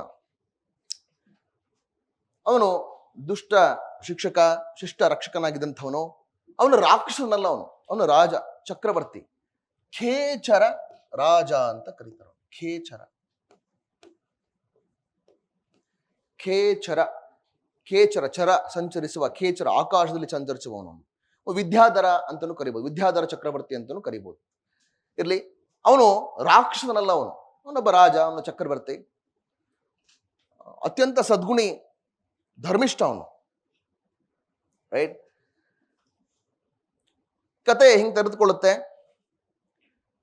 ರಾಮ ಲಕ್ಷ್ಮಣ ಸೀತೆ ವನವಾಸದಲ್ಲಿದ್ದಾಗ ಲಕ್ಷ್ಮಣ ಹಿಂಗೆ ವಾಕಿಂಗ್ ಹೋಗ್ತಾನೆ. ಸುಮ್ಮನೆ ವಾಯುವೈರಾಗಿ ಮನೇಲೆ ಇದ್ದಿದ್ದು ಬೋರ್ ಅವನಿಗೆ. ಹಿಂಗೆ ಹೊರಗಡೆ ಬರ್ತಾನೆ. ಬಂದಾಗ ಒಬ್ಬ ತಪಸ್ ಮಾಡ್ತಾ ಇರ್ತಾನೆ. ರಾವಣನ ತಂಗಿಯ ಮಗ ತಪಸ್ ಮಾಡ್ತಾ ಇರ್ತಾನೆ. ರಾವಣನ ತಂಗಿ ಚಂದ್ರನಖಿ, ಶೂರ್ಪನಖಿ ಅಲ್ಲ, ಚಂದ್ರನಖಿ. ಅವಳ ಮಗ ತಪಸ್ ಮಾಡ್ತಾ ಇರ್ತಾನೆ. ಶಂಭೂಕ ಅಂತ ಅವನ ಹೆಸರು. ಶಂಭೂಕ ಅಂತ, ರಾವಣ ತಂಗಿಯ ಮಗ ಶಂಭೂಕ ತಪಸ್ ಮಾಡ್ತಾ ಇರ್ತಾನೆ. 12 ವರ್ಷಗಳ ಕಾಲ ದೀರ್ಘ ತಪಸ್ಸೋದು. ತಪಸ್ಸು ಮಾಡಿದಾಗ ಸುತ್ತ ಬಿದಿರು ಬೆಳ್ಕೊಂಡ್ಬಿಟ್ಟಿರುತ್ತೆ. ಪಾಪ 12 ವರ್ಷ ಒಂದೇ ಹತ್ರ ನಿಂತ್ಕೊಂಡಿದ್ದಾನೆ ಕಾಡಲ್ಲಿ. ಎತ್ತರ ಬಿದಿರ ಮೆಳೆಗಳು ಬೆಳ್ಕೊಂಡು ನಿಂತ್ಕೊಂಡ್ಬಿಟ್ಟಿದ್ದಾವೆ. 12 ವರ್ಷಗಳ ಕಾಲ ತಪಸ್ಸು ಸಿದ್ಧಿ ಆಯ್ತು. ದೇವರುಗಳೆಲ್ಲ ಅವನ ತಪಸ್ಸಿಗೆ ಮೆಚ್ಚಿಬಿಟ್ಟು ಆಕಾಶದಿಂದ ಹೂಮಳೆಯನ್ನ ಗೆರಿತಾ ಇದ್ರು. ಅವನಿಗೆ ಸೂರ್ಯಹಾಸ ಅನ್ನುವ ಖಡ್ಗ ಬೇಕಿರುತ್ತೆ. ಖಡ್ಗಕ್ಕೋಸ್ಕರ ತಪಸ್ ಮಾಡ್ತಾ ಇರ್ತಾನೆ. ಸೂರ್ಯಹಾಸ ಅನ್ನುವ ಖಡ್ಗವನ್ನ ದೇವರು ಅವನಿಗೆ ಕೊಟ್ಬಿಟ್ಟು ಹೂಮಳೆ ಗೆರಿತಾ ಇದ್ರು. ಆದ್ರೆ ಶಂಭೂಕನಿಗೆ ಎಚ್ಚರ ಆಗಿರಲಿಲ್ಲ. ಲಕ್ಷ್ಮಣ ಬರ್ತಾನೆ. ಎಲ್ಲೋ ಹೂಮಳೆ ಗೆರಿತಾ ಇರುತ್ತೆ. ಏನಿದು ಸುವಾಸನೆ, ಎಲ್ಲಿ ಹೂವಿನ ಸುಗಂಧ ಬರ್ತಿರೋದು ಅಂದ್ಬಿಟ್ಟು ಅದನ್ನ ಆ ಮಾರ್ಗವನ್ನ ಅರಸಿ ಬಂದರೆ ಖಡ್ಗ ಬಿದ್ದಿರುತ್ತೆ. ಯಾವ್ದು ಖಡ್ಗ ಅಂತ ನೋಡ್ತಾನೆ. ಮೊದಲೇ ಕ್ಷತ್ರಿಯ, ಖಡ್ಗ ಹೆಂಗಿದೆ ತಾಳು ನೋಡೋಣ ಅಂತ ಹೇಳ್ಬಿಟ್ಟು ಅಲ್ಲಿ ಇರುವಂತ ಬಿದಿರ ಮೆಳೆಯನ್ನು ಒಂದ್ಸಲ ಹಿಂಗೆ ಹೊಡಿತಾನೆ. ಬಿದಿರ ಮೆಳೆಯನ್ನ ಕತ್ತರಿಸಬೇಕಾದ್ರೆ ಶಂಭೂಕನ ತಲೆಯು ಕೂಡ ಕತ್ತರಿಸಿ ಬಿದ್ಬಿಡುತ್ತೆ. ಬೇಜಾರಾಯ್ತಾ? ಇದು ಶಂಭೂಕನ ವಧೆ. ಶಂಭೂಕನ ವಧಾ ಪ್ರಸಂಗ ಅನ್ನೋದು ರಾಮಾಯಣದಲ್ಲಿ ಇರುವಂತ ಒಂದು ಕತೆ. ಇದನ್ನು ಹಲವಾರು ರೀತಿಯಲ್ಲಿ ಹೇಳ್ತಾರೆ. ಈ ಶಂಭೂಕ ವಧಾ ಪ್ರಸಂಗ ನಿಮಗೆ ಶೂದ್ರ ತಪಸ್ವಿಯಲ್ಲಿ ಬರುತ್ತೆ. ಶೂದ್ರ ತಪಸ್ವಿ ಕುವೆಂಪು ರಚಿರುವಂತಹ ನಾಟಕ. ರಾಮಾಯಣದಲ್ಲಿ ಶಂಭೂಕ ವಧೆ ಯಾಕಾಗುತ್ತೆ ಅನ್ನೋದಕ್ಕೆ ಬೇರೆ ಬೇರೆ ಕಥೆಗಳಿದಾವೆ. ಆ ಶೂದ್ರ ತಪಸ್ವಿ ನಾಟಕದಲ್ಲಿ ಕುವೆಂಪು ಏನ್ ಹೇಳ್ತಾರೆ, ರಾಮಾಯಣದ ಉತ್ತರಕಾಂಡದಲ್ಲಿ ಬರುವಂತಹ ಒಂದು ಕಥೆಯಲ್ಲಿ ಶಂಭೂಕ ಅನ್ನುವನು ಶೂದ್ರ ತಪಸ್ ಮಾಡ್ತಾ ಇರ್ತಾನೆ. ತಪಸ್ ಮಾಡೋದನ್ನ ಒಬ್ಬ ಬ್ರಾಹ್ಮಣ ನೋಡ್ತಾನೆ. ಬ್ರಾಹ್ಮಣನ ಮಗ ಚಿಕ್ಕವನು ಹೂ ಕೊಯ್ಯೋದಕ್ಕೆ ಹೋಗಿರ್ತಾರೆ ಒಂದು ವನಕ್ಕೆ. ಅಲ್ಲಿ ಶಂಭೂಕ ತಪಸ್ ಮಾಡ್ತಾ ಇರ್ತಾನೆ. ಬ್ರಾಹ್ಮಣನ ಮಗನಿಗೆ ಹಾವು ಕಚ್ಚಿ ಸತ್ತೋಗ್ಬಿಡುತ್ತೆ. ಅಕಾಲಿಕ ಮೃತ್ಯುಗೆ ನನ್ನ ಮಗ ಬಲಿಯಾಗ್ಬಿಟ್ಟ. ಅದಕ್ಕೆ ಕಾರಣ ಅಧರ್ಮ. ಯಾವ ಅಧರ್ಮ? ಶಂಭೂಕ ಅಂದ್ರೆ ಒಬ್ಬ ಶೂದ್ರನಾದವನು ತಪಸ್ಸು ಮಾಡ್ತಾ ಇದ್ದಾನೆ. ತಪಸ್ಸಿಗೆ ಅನರ್ಹನಾದವನು ತಪಸ್ಸು ಮಾಡ್ತಾ ಇದ್ದಾನೆ. ಅದೇ ಅಧರ್ಮ. ಈ ಅಧರ್ಮ ಘಟಿಸಿದ ಕಾರಣಕ್ಕೆ ನನ್ನ ಮಗನಿಗೆ ಈ ಸ್ಥಿತಿ ಬಂತು ಅಂತ ಬ್ರಾಹ್ಮಣ ರಾಮನತ್ತ ದೂರ ತಗೊಂಡೋಗ್ತಾನೆ. ರಾಮ ವರ್ಣಾಶ್ರಮ ಧರ್ಮ ಪರಿಪಾಲಕನಾಗಿ ಚಿತ್ರಿಸಿದ್ದಾರೆ. ಅಂದ್ರೆ ಮೂಲ ರಾಮಾಯಣದ ಕಥೆ ಹೇಳ್ತಿರೋದು, ಕುವೆಂಪು ಅವರ ಕೃತಿ ಹೇಳ್ತಾ ಇಲ್ಲ ನಾನಿಲ್ಲಿ. ವರ್ಣಾಶ್ರಮ ಧರ್ಮ ಅಂದ್ರೆ ಏನಪ್ಪ? ಬ್ರಾಹ್ಮಣ, ಕ್ಷತ್ರಿಯ, ವೈಶ್ಯ, ಶೂದ್ರ. ಆ ವರ್ಣಕ್ಕೆ ಸಂಬಂಧಪಟ್ಟವರು ಆ ಕರ್ತವ್ಯಗಳನ್ನು ಮಾಡಬೇಕು. ಬೇರೆ ಕರ್ತವ್ಯಗಳನ್ನು ಅಥವಾ ಬೇರೆ ಕೆಲಸಗಳನ್ನ ಮಾಡಿದ್ರೆ ನಿಷಿದ್ಧ, ಅದು ಅಧರ್ಮ. ಸೊ ರಾಮ ಹಾಗೆ ವರ್ಣಾಶ್ರಮ ಧರ್ಮ ಪರಿಪಾಲಕನಾಗಿ ಬ್ರಾಹ್ಮಣನ ಮಾತಿಗೆ ಹೋಗೊಟ್ಬಿಟ್ಟು ಬಂದ್ಬಿಟ್ಟು ಶಂಭೂಕನನ್ನು ವಧೆ ಮಾಡಿಬಿಡ್ತಾನೆ. ಶೂದ್ರನಾದವನಿಗೆ ತಪಸ್ಸು ಅನರ್ಹ, ಅಧರ್ಮ ಅಂತ. ಅದು ಮೂಲ ಕಥೆಯನ್ನ ಕುವೆಂಪು ಅವರು ಮಾರ್ಪಾಡು ಮಾಡ್ತಾರೆ. ಇರಲಿ, ಶಂಭೂಕ ವಧೆ ಆ ರೂಪದಲ್ಲೂ ಬರುತ್ತೆ. ಈ ನಾಗಚಂದ್ರನ ಈ ಕೃತಿಯಲ್ಲಿ ಶಂಭೂಕನ ಈ ರೀತಿಯಲ್ಲಿ ವಧೆ ಆಗ್ತಾನೆ. ಇರ್ಲಿ, ಲಕ್ಷ್ಮಣ ಶಂಭೂಕನನ್ನ ಕೊಲೆ ಮಾಡ್ತಾನೆ ಅಥವಾ ಸಂಹಾರ ಮಾಡ್ತಾನೆ ಅರಿವಿಲ್ಲದೆ. ಚಂದ್ರನಕ್ಕಿ ಗೊತ್ತಾಗತ್ತೆ. ಚಂದ್ರನಕ್ಕಿ ಸೇಡ್ ತೀರಿಸ್ಕೋಬೇಕು. ಇವಾಗ ಬರ್ತಾಳೆ, ಬಂದ್ಬಿಟ್ಟು ನೋಡ್ತಾಳೆ, ರಾಮ ಲಕ್ಷ್ಮಣ ಸೀತೆ ಇರ್ತಾರೆ. ಅಂದ್ರೆ ಆಕಾಶ ಮಾರ್ಗದಲ್ಲಿ ಬರ್ತಾಳವಳು. ಲಕ್ಷ್ಮಣ ತುಂಬಾ ಹ್ಯಾಂಡ್ಸಮ್ ಆಗಿರ್ತಾನೆ, ತುಂಬಾ ಸ್ಮಾರ್ಟ್ ಆಗಿರ್ತಾನೆ, ಸುರದ್ರೂಪಿ ಲಕ್ಷ್ಮಣ. ಲಕ್ಷ್ಮಣ ನೋಡಿ ಚಂದ್ರನಕ್ಕಿಯ ಮನಸ್ಸು ಕರಗ್ಬಿಡುತ್ತೆ. ಸೇರ್ ತೀರಿಸ್ಕೊಳಕ್ಕೆ ಬಂದವಳು ಪ್ರಪೋಸ್ ಮಾಡ್ಬಿಡ್ತಾಳೆ. ಸುಂದರ ಯುವತಿಯ ರೂಪವನ್ನ ತಾಳ್ತಾಳೆ. ಯುವತಿಯ ರೂಪವನ್ನ ತಾಳಿ ಅವನ ಎದುರಿಗೆ ಬಂದು ನಿಂತ್ಕೊಂಡ್ಬಿಟ್ಟು ಒಬ್ರಿಗೆ ಪ್ರಪೋಸ್ ಮಾಡಲ್ಲ ಅವಳು, ಇಬ್ರಿಗೆ ಮಾಡ್ತಾಳೆ. ನಿಮ್ಮಿಬ್ಬರಲ್ಲಿ ಯಾರಾದ್ರೂ ವರಿಸಿ ನನ್ನ ಅಂತ. ರಾಮ ಲಕ್ಷ್ಮಣ ಇಬ್ರಿಗೂ, ಅವರಿಬ್ರು ನಗ್ತಾರೆ. ಅವಳನ್ನ ಅಪಹಾಸ್ಯ ಮಾಡ್ತಾರೆ. ಇವಳಿಗೆ ಸಿಟ್ಟು ಬರುತ್ತೆ. ಆವಾಗ ಅರಣ್ಯ ಹತ್ರ ಹೋಗ್ತಾಳೆ. ಅರಣ್ಯ ಯಾರು? ರಾವಣ. ಅವಾಗ ಹೋಗ್ತಾಳೆ, ಇವ್ರ ಮೇಲೆ ಸಿಟ್ಟು ಬಂದ್ಬಿಟ್ಟು ರಾವಣನ ಹತ್ರ ಹೋಗಿ ದೂರನ್ನ ಕೊಡ್ತಾಳೆ. ಆವಾಗ ರಾವಣ ಬರ್ತಾನೆ. ರಾವಣ ಅವನು ಆಕಾಶ ಮಾರ್ಗದಲ್ಲಿ ಬರಬೇಕಾದ್ರೆ ಆಗ್ಲೇ ಚಂದ್ರನಕ್ಕಿಯ ಗಂಡ ಯುದ್ಧವನ್ನ ಸಾರ್ಬಿಟ್ಟಿರ್ತಾನೆ. ಆಗ್ಲೇ ಚಂದ್ರನಕ್ಕಿಯ ಗಂಡ ಯುದ್ಧವನ್ನ ಸಾರಿರ್ತಾನೆ. ಅವನ ಹೆಸರೇನೋ ಇದೆ, ಖರ ಅಂತೇನೋ ಇದೆ, ಇರ್ಲಿ ಬೇಡ ಅದು. ಚಂದ್ರನಕ್ಕಿಯ ಗಂಡ ಯುದ್ಧವನ್ನ ಸಾರಿರ್ತಾನೆ. ಚಂದ್ರನಕ್ಕಿಯ ಗಂಡ ಶಂಭುಕನ ತಂದೆ ಯುದ್ಧವನ್ನ ಸಾರಿರ್ತಾನೆ. ಲಕ್ಷ್ಮಣ ಹೋಗಿರ್ತಾನೆ ಯುದ್ಧ ಮಾಡೋದಕ್ಕೆ. ರಾಮ ಮತ್ತು ಸೀತೆಯನ್ನ ಬಿಟ್ಬಿಟ್ಟು ಲಕ್ಷ್ಮಣ ಹೋಗಿರ್ತಾನೆ. ಲಕ್ಷ್ಮಣ ಹೇಳ್ತಾನೆ ಅರಣ್ಯಂಗೆ, ನನಗೇನಾದ್ರೂ ಆಪತ್ತು ಬಂದ್ರೆ ನಾನು ಸಿಂಹನಾದವನ್ನ ಮಾಡ್ತೀನಿ, ಅದೇ ಸಿಗ್ನಲ್ಲು, ಅವಾಗ ನೀನು ಬಾ ಅಂತ ಹೇಳಿ. ಆಯ್ತು, ಲಕ್ಷ್ಮಣ ಯುದ್ಧಕ್ಕೆ ಹೋಗಿರ್ತಾನೆ. ರಾವಣ ಆಕಾಶ ಮಾರ್ಗದಲ್ಲಿ ಬರ್ತಾನೆ, ಸೀತೆಯನ್ನ ನೋಡ್ತಾನೆ. ನೋಡಿದ ಕ್ಷಣ ರಾವಣ ಸೀತೆಯ ಮೇಲೆ ಮೋಹಿತನಾಗ್ಬಿಡ್ತಾನೆ. ಅವನ ಮನಸ್ಸು ಚಂಚಲವಾಗ್ಬಿಡುತ್ತೆ. ಚಂಚಲವಾದಾಗ ವಿದ್ಯಾಧರ ದೇವತೆ ಅಂತ ಅವನಿಗೊಬ್ಬ ದೇವತೆ ಇರ್ತಲ್ಲ, ವಿದ್ಯಾಧರ ದೇವತೆ. ಇವಾಗ ಹೆಂಗ್ ಗೂಗಲ್ ಇದೆಯೋ ಹಂಗೆ ವಿದ್ಯಾಧರ ದೇವತೆ. ನಮಗೇನು ಡೌಟ್ ಬಂದ್ರು ಗೂಗಲ್ ಕೇಳ್ತೀವಲ್ಲಪ್ಪ, ವಿದ್ಯಾಧರ ದೇವತೆಯನ್ನ ಕೇಳ್ತಾನ, ಯಾರು ಇವಳು ಅಂತ. ಆ ದೇವತೆ ಹೇಳ್ತಾಳೆ, ಇವಳು ರಾಮನ ಮಡದಿ ಸೀತೆ, ಇತ್ಯಾದಿ. ನಾನು ಅವಳಿಗೆ ಒಲ್ದಿದ್ದೀನಿ ಅಂತ ವಿದ್ಯಾಧರ ದೇವತೆ ಎಚ್ಚರಿಕೆ ಕೊಡ್ತಾಳೆ. ನೀನು ತಪ್ಪು ಮಾಡ್ತಾ ಇದೀಯ, ಇದು ತಪ್ಪು, ಇದು ಪಾಪ ಕೃತ್ಯ ಇದು. ರಾವಣ ಮಾತು ಕೇಳೋದಿಲ್ಲ. ವಿದ್ಯಾಧರ ದೇವತೆಯಿಂದ ಎಲ್ಲ ಮಾಹಿತಿಯನ್ನು ಪಡ್ಕೊಳ್ತಾನೆ. ಲಕ್ಷ್ಮಣ ಯುದ್ಧಕ್ಕೆ ಹೋಗಿದ್ದಾನೆ, ರಾಮ ಸೀತೆ ಜೊತೆಲಿದ್ದಾರೆ. ಲಕ್ಷ್ಮಣ ಸಿಂಹನಾದವನ್ನ ಮಾಡಿದಾಗ ರಾಮ ಹೋಗ್ಬೇಕು ಹಿಂಗ್ ಹೇಳಿದಾಗ ರಾವಣ ಸಿಂಹನಾದವನ್ನ ಮಾಡ್ತಾನೆ. ರಾಮ ಎಲ್ಲೋ ತನ್ನ ತಮ್ಮ ಲಕ್ಷ್ಮಣ ಆಪತ್ತಿನಲ್ಲಿ ಸಿಕ್ಕೊಂಡಿರ್ಬೇಕು ಅಂತ ಹೇಳ್ಬಿಟ್ಟು ಸೀತೆಯನ್ನು ಬಿಟ್ಬಿಟ್ಟು ಜಟಾಯುವನ್ನ ಕಾವಲಿರಿಸ್ಬಿಟ್ಟು ರಾಮ ಲಕ್ಷ್ಮಣನ ಬಳಿಗೆ ಹೋಗ್ತಾನೆ. ಅದೇ ಸರಿಯಾದ ಸಮಯ ಅಂತ ಹೇಳ್ಬಿಟ್ಟು ರಾವಣ ಜಟಾಯುವನ್ನ ಕೊಂದುಬಿಟ್ಟು ಸೀತೆಯನ್ನು ಅಪಹರಿಸ್ಕೊಂಡ್ ಬಂದ್ಬಿಡ್ತಾನೆ. ಅಪಹರಿಸ್ಕೊಂಡು ಮನೆಗೆ ಬರ್ತಾನೆ. ಇಲ್ಲಿ ರಾವಣ ಶಿವನ ಭಕ್ತ ಅಲ್ಲ, ಜಿನನ ಭಕ್ತ, ರೈಟ್? ಅಪಹರಿಸ್ಕೊಂಡು ಬರ್ತಾನೆ. ಬಂದ್ಬಿಟ್ಟು ಮನೆಯಲ್ಲಿ ಅಥವಾ ತನ್ನ ಅರಮನೆಯಲ್ಲಿ ಸೀತೆಯನ್ನ ಬಂಧಿಸಿಡ್ತಾನೆ. ಸೀತೆಯನ್ನ ಪರಿಪರಿಯಾಗಿ ಒಲಿಸ್ಕೊಳ್ಳೋದಕ್ಕೆ ಪ್ರಯತ್ನ ಪಡ್ತಾನೆ. ತನ್ನ ವೀರತ್ವ, ಶೂರತ್ವ, ತನ್ನ ವಿದ್ಯೆ, ತನ್ನ ಘನತೆಗಳನ್ನ ಇವೆಲ್ಲವನ್ನ ಅವಳ ಮುಂದೆ ನಿವೇದಿಸಿಬಿಟ್ಟು ಅವಳನ್ನ ಒಲಿಸ್ಕೊಳ್ಳೋ ಪ್ರಯತ್ನ ಪಡ್ತಾನೆ. ಆದ್ರೆ ಸೀತೆ ಅತ್ಯಂತ ಪತಿವ್ರತೆ. ಅವಳ ಮನಸ್ಸು ರಾಮನನ್ನ ಬಿಟ್ಟು ಪರಪುರುಷರಿಗೆ ಬಗ್ಗೆ ಚಿಂತೆನೋ ಮಾಡದಿರುವಂತಹ ಮನಸ್ಸು ಅವಳದು. ರಾವಣ ಸೋಲ್ತಾನೆ. ಕಡೆಗೆ ತನ್ನ ಮಡದಿ ಮಂಡೋದರಿಯನ್ನ ಕಳಿಸ್ತಾನೆ. ಮಂಡೋದರಿ ತನ್ನ ಪತಿಯ ಪರವಾಗಿ ಸೀತೆನ ಒಲಿಸ್ಕೊಳಕ್ ಹೋಗ್ತಾಳೆ. ನನ್ನ ಗಂಡ ಬಹಳ ಇಂಟೆಲಿಜೆಂಟು, ತುಂಬಾ ಆಸ್ತಿ ಮಾಡಿದ್ದಾನೆ, ಅಂತವನೆಲ್ಲೂ ಸಿಗಲ್ಲ ನಿನಗೆ ಅಂತ ಸೀತೆ ಬೈತಾಳೆ. ಅವಗುಣದಿಂದಲೇ ಮನುಷ್ಯನ ಅಧೋಗತಿ ಅಂತ ಹೇಳ್ತೀನಿ ನಾನು ಅದನ್ನ. ಗುಣಾವಗುಣಗಳೇ ಮನುಷ್ಯನ ಸ್ಥಿತಿಯನ್ನು ನಿರ್ಧರಿಸ್ತವೆ. ಅವನೆಷ್ಟು ಶೂರ ಆದ್ರೇನು, ಎಷ್ಟು ಧೀರ ಆದ್ರೇನು, ಅವನಲ್ಲಿ ಒಳ್ಳೆ ಗುಣನೇ ಇಲ್ವಲ್ಲ ಅಂತ ಹೇಳ್ಬಿಟ್ಟು ಬೈದು ಕಳಿಸ್ತಾಳೆ. ಎಲ್ಲವೂ ವಿಫಲ ಆಗತ್ತೆ. ಇತ್ತ ರಾಮ ಮಾಹಿತಿಯನ್ನ ಪಡ್ಕೊಳ್ತಾನೆ. ರಾವಣ ಅಪಹರಿಸ್ಕೊಂಡು ಹೋಗಿದ್ದಾನೆ. ರಾವಣನ ಮತ್ತೆ ಸೀತೆಯನ್ನ ಕರ್ಕೊಂಡು ಹೋಗಿ ಬರ್ಬೇಕಲ್ಲ, ಸೈನ್ಯ ಸಮೇತ ರಾಮ ಬರ್ತಾ ಇರ್ಬೇಕಾದ್ರೆ ಅಲ್ಲಿ ನಾಗಚಂದ್ರ ಒಂದು ಟ್ವಿಸ್ಟ್ ಕೊಟ್ಟಿದ್ದಾನೆ. ಇದೆಲ್ಲ ನಾವು ಕೇಳಿರೋ ಕಥೆನೆ. ಆದ್ರೆ ಪಾಪ ರಾವಣ ತೀರಾ ಅಷ್ಟೊಂದು ಕೆಟ್ಟನಲ್ಲ ಅಂತ ಕನ್ವಿನ್ಸ್ ಮಾಡೋದಕ್ಕೆ ಜಾಂಬವಂತನ ಬಳಿ ರಾಮ ಹೋದಾಗ, ಜಾಂಬವಂತ ಒಬ್ಬ ಜೈನ ಪಂಡಿತ ಹೋದಾಗ, ಜಾಂಬವಂತ ರಾವಣನ ಹಿನ್ನೆಲೆಯನ್ನು ಹೇಳ್ತಾನೆ. ಅವನು ಪಾಪ ಒಳ್ಳೆ ಹುಡುಗ, ಏನೋ ಮಿಸ್ಟೇಕ್ ಮಾಡ್ಬಿಟ್ಟಿದ್ದಾನೆ.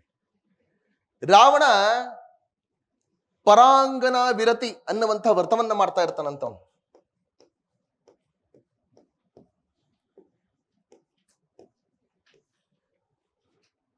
ಪರಾಂಗನ ವಿರತಿ, ಪರಂಗಿ ಹಣ್ಣು ವಿರತಿ ಅಲ್ಲ, ಪರಾಂಗನ ವಿರತಿ. ಪರ ಅಂದ್ರೆ ಅನ್ಯ, ಅಂಗನೆ ಅಂದ್ರೆ ಸ್ತ್ರೀ, ವಿರತಿ, ರತಿ ಅಂದ್ರೆ ಪ್ರೀತಿ, ವಿರತಿ ಅಂದ್ರೆ ಪ್ರೀತಿಸಬಾರದು. ಪರಸ್ತ್ರೀಯರಲ್ಲಿ ಯಾವುದೇ ರೀತಿಯ ಪ್ರೀತಿಯನ್ನ ತಾಳಬಾರದು. ಪರಾಂಗನೆಯರಲ್ಲಿ ವೈರಾಗ್ಯವನ್ನ ತಾಳಬೇಕು. ಈ ವ್ರತಸ್ಥವನು ರಾವಣ, ಪರಾಂಗನ ವಿರತಿಯನ್ನು ವ್ರತಸ್ಥನಾಗಿರ್ತಾನವನು. ಸ್ತ್ರೀ ಲಂಪಟನಲ್ಲ ಅವನು ರಾವಣ. ಸೊ ಪರಾಂಗನ ವಿರತಿ ವ್ರತಸ್ಥನಾಗಿರುವಂತಹ ರಾವಣ ಅದಕ್ಕೂ ಹಿನ್ನೆಲೆ ಕೊಡ್ತಾನೆ. ಜಾಂಬವಂತ ರಾಮನಿಗೆ ಹಿಂಗೆ ರಾವಣ ಯುದ್ಧಕ್ಕೆ ಹೋದಾಗ ಒಂದು ದುರ್ಲಂಘ್ಯಪುರ ಅನ್ನುವಂಥ ಒಂದು ದುರ್ಲಂಘ್ಯಪುರ ಸಿ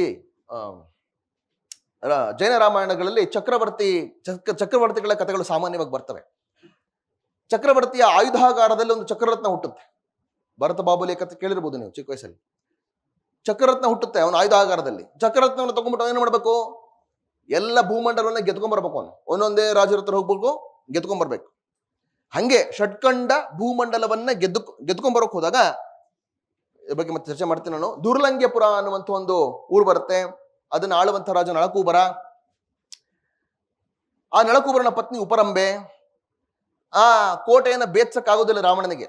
ಕೋಟೆಯ ಭೇದಿಸುವ ವಿದ್ಯೆ ರಾವಣನಿಗೆ ಗೊತ್ತೇ ಇರೋದಿಲ್ಲ. ಎಷ್ಟೋ ದಿನಗಳ ಕಾಲ ಕೋಟೆ ಎದುರು ಬೀಡ್ಬಿಟ್ಟಿರ್ತಾನೆ. ಆಮೇಲೆ ನನ್ಗೆ ಗೊತ್ತಾಗತ್ತೆ, ಉಪರಂಬೆ ಅವಳ ಫ್ರೆಂಡ್ನ ಕಳಿಸ್ತಾಳೆ ರಾವಣನಿಗೆ. ರೈಟ್, ನನ್ನ ಪ್ರಪೋಸಲ್ಲು ಅವನಿಗೆ ಹೇಳ್ಬಿಡು. ಉಪರಂಬೆಗೆ ರಾವಣ ಕ್ರಶ್, ಹಂಗೆ ಕರೆಕ್ಟಾ? ಉಪರಂಬೆಗೆ ರಾವಣನ ಕಂಡ್ರೆ ಬಹಳ ಇಷ್ಟ ಇರುತ್ತೆ. ಅವಳು ಅತಿಯಾಗಿ ಪ್ರೀತಿಸ್ಬಿಡ್ತಾಳೆ ಅವನ್ನ. ಉಪರಂಬೆ ತನ್ನ ದಾಸಿಯನ್ನ ಕಳಿಸ್ಬಿಟ್ಟು ತನ್ನ ಪ್ರೀತಿಯನ್ನು ರಾವಣನಿಗೆ ನಿವೇದಿಸ್ತಾಳೆ. ರಾವಣ ಪರಾಂಗನ ವ್ರತಸ್ಥನಾಗಿರುವಂಥವನು. ಅವನಲ್ಲಿ ಆ ಭಾವನೆಗಳಿಲ್ಲ. ಆದ್ರೆ ಅವನಿಗೆ ಕೋಟೆಯನ್ನು ಭೇದಿಸ್ಬೇಕು. ವಿಭೀಷಣ, ರಾವಣನ ಸಹೋದರ ವಿಭೀಷಣ ಹೇಳ್ತಾನೆ, ಆಯ್ತಪ್ಪ ನೀನೇನು ಅವಳಲ್ಲಿ ಪ್ರೀತಿಯನ್ನು ತಾಳ್ಬೇಡ, ಆದರೆ ನಟಿಸು. ಪ್ರೀತಿಯನ್ನ ಒಪ್ಪಿಕೊಂಡವನಂತ ನಟಿಸಿಬಿಟ್ಟು ಉಪರಂಬೆಯಿಂದ ಕೋಟೆಯನ್ನು ಭೇದಿಸುವ ವಿದ್ಯೆಯನ್ನು ಕಲ್ತ್ಕೊಂಡು, ಅವಳಿಗೆ ಗೊತ್ತಿರುತ್ತೆ ಕೋಟೆಯನ್ನು ಭೇದಿಸುವ ವಿದ್ಯೆ ಗೊತ್ತಿರುತ್ತೆ. ರಾವಣ ನಟಿಸ್ತಾನೆ, ಉಪರಂಬೆ ಬರ್ತಾಳೆ, ಅವಳಿಂದ ಕೋಟೆಯನ್ನು ಭೇದಿಸುವ ವಿದ್ಯೆ, ಸಾಲ ವಿದ್ಯಾ ಭೇದಿನಿ ಅಂತ ಒಂದು ವಿದ್ಯೆಯನ್ನು ಕಲ್ತ್ಕೊಂಡ್ಬಿಟ್ಟು ಕೋಟೆಯನ್ನ ಭೇದಿಸ್ಬಿಡ್ತಾರೆ. ಭೇದಿಸಿದಾಗ ನಳಕೂಬರನನ್ನ ಸೋಲಿಸ್ತಾನೆ. ಸೋಲಿಸಿದ್ಮೇಲೆ ಉಪರಂಬೆಗೆ ಬುದ್ಧಿವಾದ ಹೇಳ್ತಾನೆ, ನೀನು ಒಳ್ಳೆ ಕುಲದಲ್ಲಿ ಹುಟ್ಟಿದ್ಯಾ, ಸದಾಚಾರವಂತಳು, ಶೀಲವಂತಳು, ನಿನ್ನ ಶೀಲ ಆಚಾರಗಳನ್ನ ಕಾಪಾಡ್ಕೊಂಡು ಬದುಕು, ನನಗೆ ವಿದ್ಯೆ ಹೇಳ್ಕೊಟ್ಟಿರುವ ಕಾರಣಕ್ಕೆ ನಿನ್ನ ಗುರು ಅಂತ ಹೇಳ್ಬಿಡ್ತಾನೆ. ಅವಳಿಗೆ ಗುರುವಿನ ಸ್ಥಾನವನ್ನ ಕೊಟ್ಬಿಡ್ತಾನೆ. ಇದೊಂದು ಕತೆ, ಉಪರಂಬೆಯ ಪ್ರಕರಣ ಅಂತ. ಇದನ್ನ ನಾಗಚಂದ್ರ ಕೃತಿಯಲ್ಲಿ ಅಡಗಿಸಿ ಅಥವಾ ಇದನ್ನ ಚಿತ್ರಿಸ್ಬಿಟ್ಟು ರಾವಣ ಸ್ತ್ರೀ ಲಂಪಟನಲ್ಲ, ಸದಾಚಾರವಂತ, ಇದು ರಾಮನಿಗೆ ಜಾಂಬವಂತ ಹೇಳುವಂತ ಕತೆ. ಇವೆಲ್ಲ ಕಾರಣಗಳಿಗೆ ರಾವಣ ಉದಾತ್ತ ಅಂತ ಅನಿಸ್ತಾನೆ.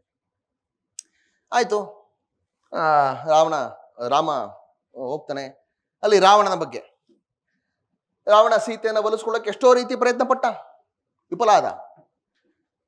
ಅವಳ ಪಾತಿವ್ರತ್ಯವನ್ನು ನೋಡಿ ಅವನ ಮನಸ್ಸು ಕರಗ್ಬಿಡುತ್ತೆ ಒಂದು ಹಂತಕ್ಕೆ. ಅಯ್ಯೋ, ಇಂಥ ಪತಿವ್ರತ್ಯನ ನಾನು ರಾಮನಿಂದ ಅಗಲಿಸಿ ಅಪಹರಿಸ್ಕೊಂಡು ಬಂದ್ಬಿಟ್ನಲ್ಲ. ಅವನ ಮನಸ್ಸು ತಿಳಿಯಾಗ್ಬಿಡುತ್ತೆ. ಕದಡಿ ಹೋಗಿದ್ದಂತ ಅವನ ಮನಸ್ಸು ತಿಳಿಯಾಗ್ಬಿಡುತ್ತೆ. ಕದಡಿದ ಸಲಿಲಂ ತಿಳಿವಂದದೆ. ಕದಡಂತ ಮನಸ್ಸು ತಿಳಿಯಾಗತ್ತೆ. ಪಾಪ ಪ್ರಜ್ಞೆ ಮೂಡುತ್ತೆ ಅವನಿಗೆ.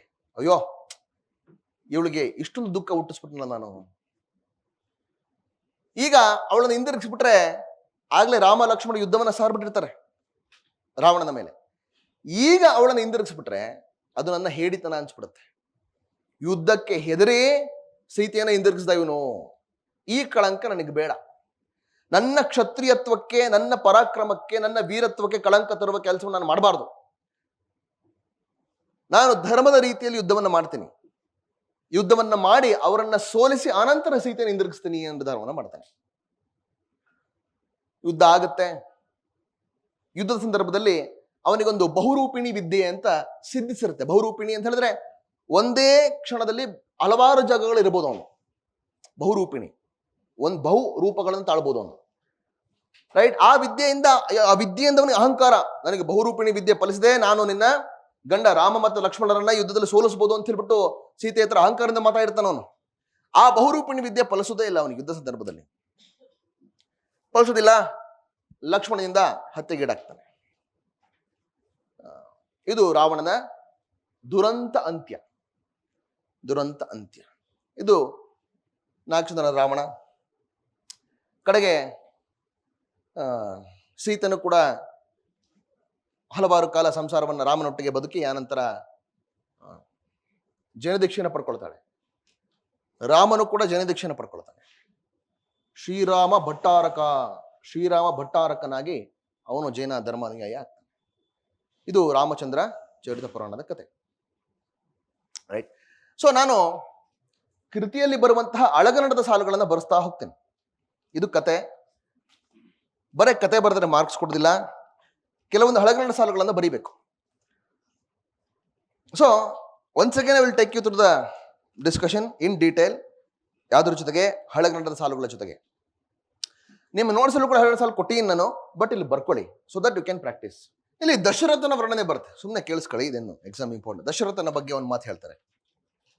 ದಶರಥ ಹಿಂಗಿದ್ದ, ನೀರೊಳಗಿದ್ದು ತಾವರೆಯು ನೀರಿಗೆ ಅಂಟಿಕೊಳ್ಳುವುದಿಲ್ಲ ಎಂಬಂತೆ ಹೆಣ್ಣುಗಳೊಂದಿಗೆ ಶೃಂಗಾರ ಲೀಲೆಗಳಲ್ಲಿ ಮಗ್ನನಾಗಿದ್ದು, ಇದು ಯಾರಿಂದ ತಾನೇ ಸಾಧ್ಯವಪ್ಪ ಎಂಬಂತೆ ಅರಸನು ಇಂದ್ರಿಯಗಳ ಮೇಲೆ ಜಯವನ್ನು ಸಾಧಿಸಿದ್ದನು ಅಂತ. ಯಾಕೆ ಏನ್ ಹೇಳ್ತೀನಿ ಅಂತ ಹೇಳಿದ್ರೆ, ಅಂದ್ರೆ ಶೃಂಗಾರದೊಳಗಿದ್ದು ಕೂಡ ಇಂದ್ರಿಯಗಳನ್ನು ಜಯಿಸಿದ್ದ ಅಂತ. ಅಂಟಿಯೂ ಅಂಟಿಕೊಳ್ಳದ ಹಾಗೆ ಸಂಸಾರದಲ್ಲಿದ್ದ ಯಾರು? ದಶರಥ. ಇದ್ರ ಬಗ್ಗೆ ಯಾಕೆ ಹೇಳಿದೆ ಅಂತ ಹೇಳಿದ್ರೆ, ರತ್ನಾಕರ ವರ್ಣಿ ಭರತೇಶ ವಿಭವ ಅಂತ 16ನೇ ಶತಮಾನದಲ್ಲಿ ಕೃತಿ ಬರೀತಾನೆ. ಅಲ್ಲಿ ಅವನು ಚಿತ್ರಿಸುವ ಭರತನು ಹಿಂಗೆ, ಅವನು ಅಷ್ಟೇ 96,000 ಮಡದಿಯರ ಸಂಸಾರ. ಅವನು 96,000 ಮಡದಿಯರ ಸಂಸಾರದಲ್ಲಿದ್ದಂಥವನು. ಅಂತ ಶೃಂಗಾರ ಭೋಗ ಸಾಮ್ರಾಜ್ಯದಲ್ಲಿ ಇದ್ರೂ ಕೂಡ ಅಂಟಿಯೂ ಅಂಟಿಕೊಳ್ಳದ ಹಾಗೆ ಆಧ್ಯಾತ್ಮ ಸಾಧಕನೂ ಆಗಿದ್ದ ಅಂತ ಅವನ ವ್ಯಕ್ತಿತ್ವ. ಅದು ಇಲ್ಲಿ ದಶರಥನ ಸಾಲನ್ನು ನೋಡಿದಾಗ ಇಂಥ ಒಂದು ಕಲ್ಪನೆ ರತ್ನಾಕರನಿಗಿಂತ ಮುಂಚೆ 4 ಜನರ ಕೃತಿಯಲ್ಲಿ ಇತ್ತು ಅನ್ನೋದು ಗೊತ್ತಾಗತ್ತೆ ನಮಗೆ, ಅಷ್ಟೇ, ಮತ್ತೇನಿಲ್ಲ. ಮುಂದುವರೆದು, ರಾಮನ ತಾಯಿ ಹೆಸರೇನಪ್ಪ? ಇಲ್ಲಿ ಅಪರಾಜಿತ ಮಹಾದೇವಿ.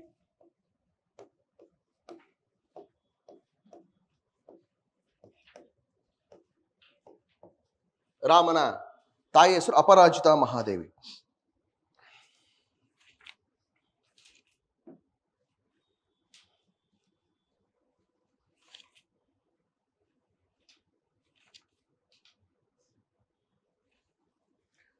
ರಾಮಾಯಣದಲ್ಲಿ ರಾಮ ಸ್ವಯಂವರದಲ್ಲಿ ಮುರಿಯುವ ಧನಸ್ಸಿನ ಹೆಸರೇನಪ್ಪ? Very good. ಜೈನ ರಾಮಾಯಣದಲ್ಲಿ ಅದು ಶಿವ ಧನಸ್ಸು ಅಲ್ಲ, ವಜ್ರಾವರ್ತ ಎನ್ನುವ ಧನಸ್ಸು.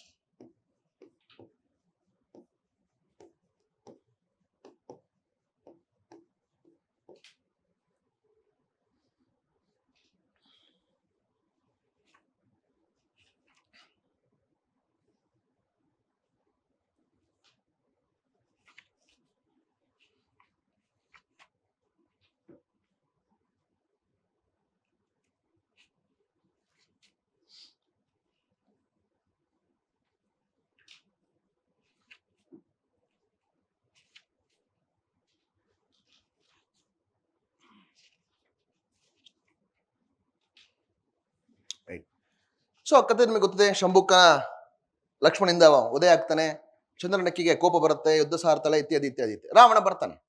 ರಾವಣ ಬಂದಾಗ ಸೀತೆಯನ್ನ ನೋಡುವಂತ ರಾವಣನ ಬಗ್ಗೆ ಕವಿ ಹೇಳ್ತಾನೆ, ಕೇಳಿಸ್ಕೊಳ್ಳಿ. ಸೀತೆಯನ್ನು ನೋಡಿದಂತಹ ರಾವಣನ ಮನಸ್ಸು ಬಲೆ ದೃಷ್ಟಿಗೆ, ವಜ್ರದ ಸಂಕಲೆ ಹೃದಯಕ್ಕೆ, ಎನಿಪ ರೂಪವತಿ ಜಾನಕಿ. ಕಣ್ಣಿಗೆ ಬಲೆ ಹಾಕ್ಬಿಟ್ಲ ಅಂತಂದ್ರೆ ಕಣ್ಣು ಅವಳನ್ನು ಬಿಟ್ಟು ಬೇರೆ ಏನೂ ನೋಡ್ತಾ ಇರ್ಲಿಲ್ವಂತೆ. ಬಲೆ ದೃಷ್ಟಿಗೆ, ವಜ್ರದ ಸಂಕಲೆ ಹೃದಯಕ್ಕೆ. ವಜ್ರದ ಸಂಕೋಲೆ ಹಾಕಿ ಹೃದಯವನ್ನ ಬಂಧಿಸ್ಬಿಟ್ಲಂತೆ ಅವಳು, ರಾವಣನ ಹೃದಯವನ್ನ. ಬಲೆ ದೃಷ್ಟಿಗೆ, ವಜ್ರದ ಸಂಕಲೆ ಹೃದಯಕ್ಕೆ, ಎನಿಪ ರೂಪವತಿ ಜಾನಕಿ. ಅಷ್ಟು ರೂಪವತಿ ಜಾನಕಿ. ಕಣ್ ಬಲದೊಳಿರೆ, ಕಣ್ಣೆದುರಿಗೆ ರಾವಣನ ಕಣ್ಣೆದುರಿಗೆ ಆ ಸೀತೆ ನೋಡಿದಾಗ ರಾವಣನ ಮನಸ್ಸು ಪದ್ಮಪತ್ರದ ಜಲಬಿಂದುವಿನಂತೆ ಚಲಿತಮಾದು ಚಿತ್ತಂ ಅಂತ ಹೇಳ್ತಾನೆ. ಪದ್ಮಪತ್ರದ, ಬರ್ಕೊಳ್ಳಿ, ಸೀತೆಯನ್ನು ಹಿಂಗ್ ಬರ್ಕೊಳ್ಳಿ. ಅತ್ಯಂತ ರೂಪವತಿಯಾದ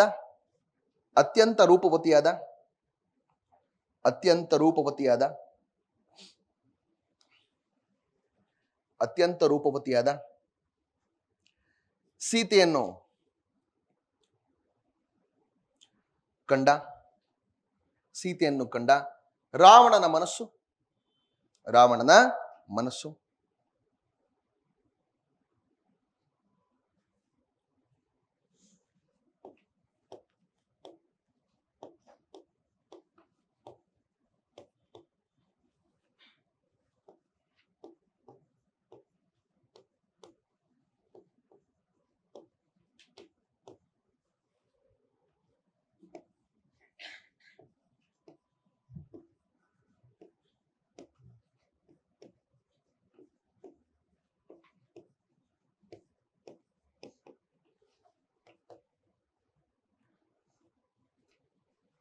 ಪದ್ಮಪತ್ರದ ಜಲಬಿಂದುವಿನಂತೆ ಚಲಿತಮಾದುದು ಚಿತ್ತಂ.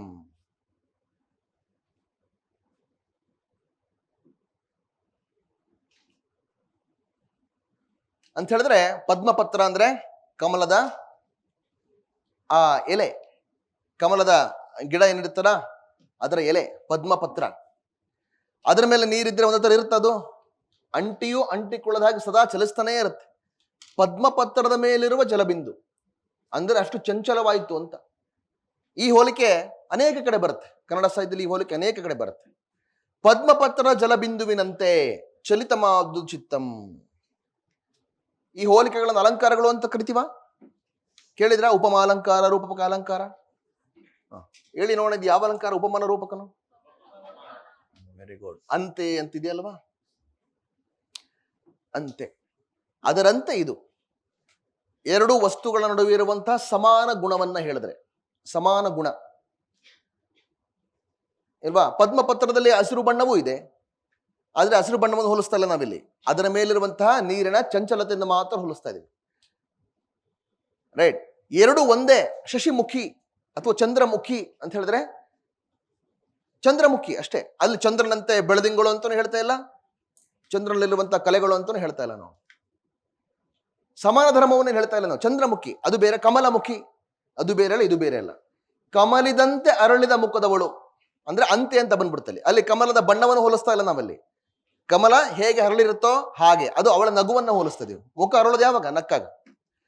ಅಂತೆ ಅಂತ ಬಂದಾಗ ಎರಡು ವಸ್ತುಗಳ ನಡುವೆ ಇರುವಂತ ಯಾವುದೋ ಒಂದು ಕಾಮನ್ ಫೀಚರ್ನ ಹೋಲಿಸ್ತಾ ಇರ್ತೀವಿ. ಸಮಾನ ಧರ್ಮವನ್ನ ಹೋಲಿಕೆಗೆ ಬಳಸ್ಕೊಳ್ತೀವಿ.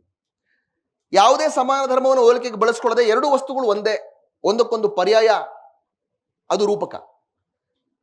ರೈಟ್. ಪಂಕಜಮುಖಿ, ಪಂಕಜ ಅಂದ್ರೆ ಕಮಲ, ಹಾಗೆ ಪಂಕಜಮುಖಿ ರೂಪಕ, ಇದು ಉಪಮಾಲಂಕಾರ. ಇರ್ಲಿ, ನಾನಿಲ್ಲಿ ಹಳಗನ್ನಡ ಸಾಲಿಗೆ ಸಂಬಂಧಪಟ್ಟ ಸನ್ನಿವೇಶಗಳನ್ನ ಹೇಳಿ ಸಾಲು ಬರೆಸ್ತಾ ಇದ್ದೀನಿ. ಕತೆ ನಿಮ್ ನೋಟ್ಸ್ ಅಲ್ಲಿ ಇದೆ, ಶಂಭು ಕವದೆ ಅದೆಲ್ಲ ನೋಟ್ಸ್ ಅಲ್ಲಿ ಇದೆ, ಎಂತೆಲ್ಲ ಕಟ್ಸ್ಕೊಬಿಡಿ. ಬುಕ್ ಅಲ್ಲೂ ಕೂಡ ಇದೆ. ಅವನ ಮನಸ್ಸು ಚಂಚಲವಾಗೋಯ್ತು. ಮುಂದುವರೆದು ಹೇಳ್ತಾರೆ ಕವಿ, ಕೇಳಿಸ್ಕೊಳ್ಳಿ. ತಳ ತಳಿಸಿ ಪೊಳೆಯೇ ಸೀತೆಯ ಚಳನಯನಂ. ಅವಳ ಕಣ್ಣುಗಳು ಹೊಳಿತಾ ಇದ್ದುವಂತೆ, ಚಲಿಸ್ತಾ ಇದ್ದುವಂತೆ. ಚಳನಯನ ಚಲಿಸುತ್ತಿರುವಂತ ಕಣ್ಣುಗಳು, ತಳ ತಳಿಸಿ ಹೊಳಿತಾ ಇದ್ವಂತ ಸೀತೆಯ ಕಣ್ಣುಗಳು. ತಳ ತಳಿಸಿ ಪೊಳೆಯೇ ಸೀತೆಯ ಚಳನಯನಂ. ಖಚರ ಚಕ್ರವರ್ತಿಯ ಚಿತ್ತಂ. ಖಚರ ರಾವಣ, ಖೇಚರ ಚಕ್ರವರ್ತಿ ಅಥವಾ ಖಚರ, ಆಕಾಶ ಮಾರ್ಗದಲ್ಲಿ ವಿದ್ಯಾಧರ ಚಕ್ರವರ್ತಿ ಅಂತಲೂ ಕೂಡ ಕರಿತೀವಿ, ಖಚರ ಚಕ್ರವರ್ತಿ ಅಂತಲೂ ಕರಿತೀವಿ. ಖಚರ, ಕಚಡ ಚಕ್ರವರ್ತಿ ಅಲ್ಲ. ಆಮೇಲೆ ಖಚರ ಚಕ್ರವರ್ತಿಯ ತಳ ತಳಿಸಿ ಪೊಳೆಯೇ ಸೀತೆಯ ಚಳನಯನಂ. ಖಚರ ಚಕ್ರವರ್ತಿಯ ಚಿತ್ತಂ, ಅವನ ಮನಸ್ಸನ್ನ ಕದಡಿ ಬಿಡ್ತಂತೆ. ಹೆಂಗ್ ಕದಡಿ ಬಿಡ್ತಂತೆ? ಕೊಳದೊಳಗೆ ಎಳೆಬಾಳೆ ತೆರಂಬೊಳೆವಂತೆ ಕಲಂಕಿ ಕದಡಿತ್ತಾಕ್ಷಣದೊಳು. ಬರ್ಕೊಳ್ಳಿ, ಹೇಳ್ತೀನಿ, ಬರ್ಕೊಳ್ಳಿ. ಸೀತೆಯ ಹೊಳೆಯುವ ಮತ್ತು ಚಲಿಸುತ್ತಿದ್ದ ಕಣ್ಣುಗಳು, ಹೊಳೆಯುವ ಮತ್ತು ಚಲಿಸುತ್ತಿದ್ದ ಕಣ್ಣುಗಳು ರಾವಣನ ಚಿತ್ತವನ್ನು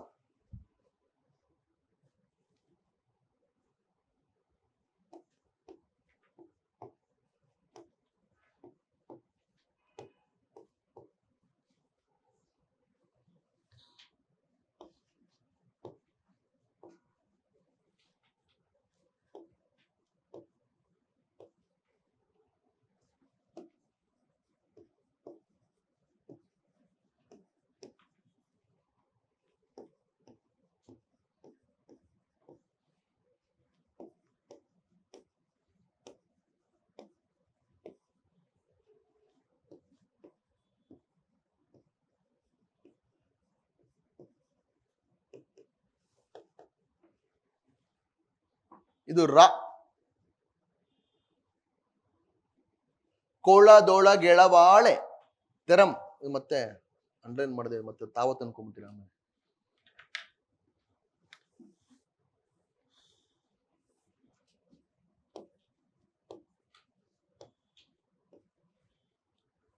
ತೆರಂ ಬೊಳೆವಂತೆ ಕಲಂಕಿ ಕದಡಿ ತಾಕ್ಷಣದಳು. ಸಿ, ಇದನ್ನ ನಾನು 3 ಲೈನ್ ಬರೆದ್ನ ಹಿಂಗೆ ಬರಿಬೇಕು ಅಂತಿಲ್ಲ, ಉದ್ದ 1 ಲೈನ್ ಬರಿಬೋದು.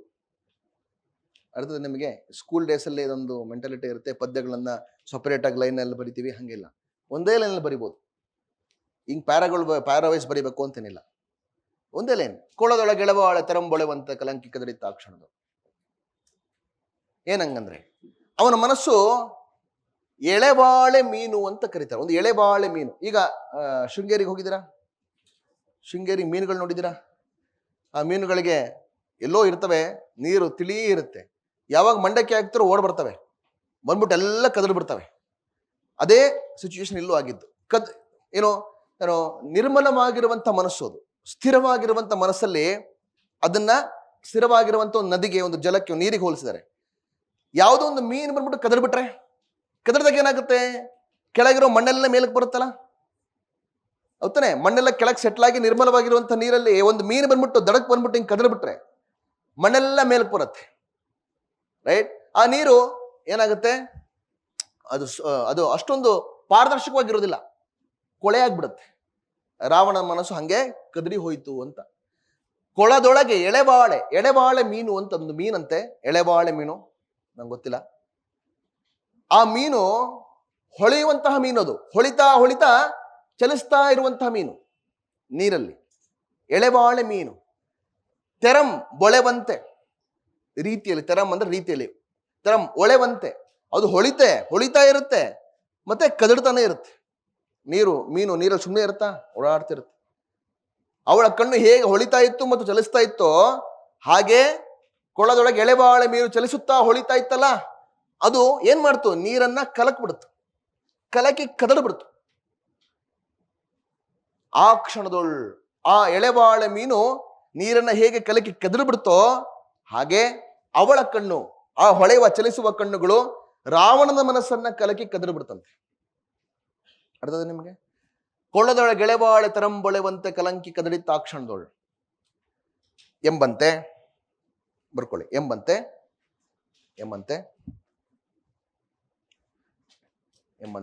ಕದಡಿ ಹೋಯಿತು.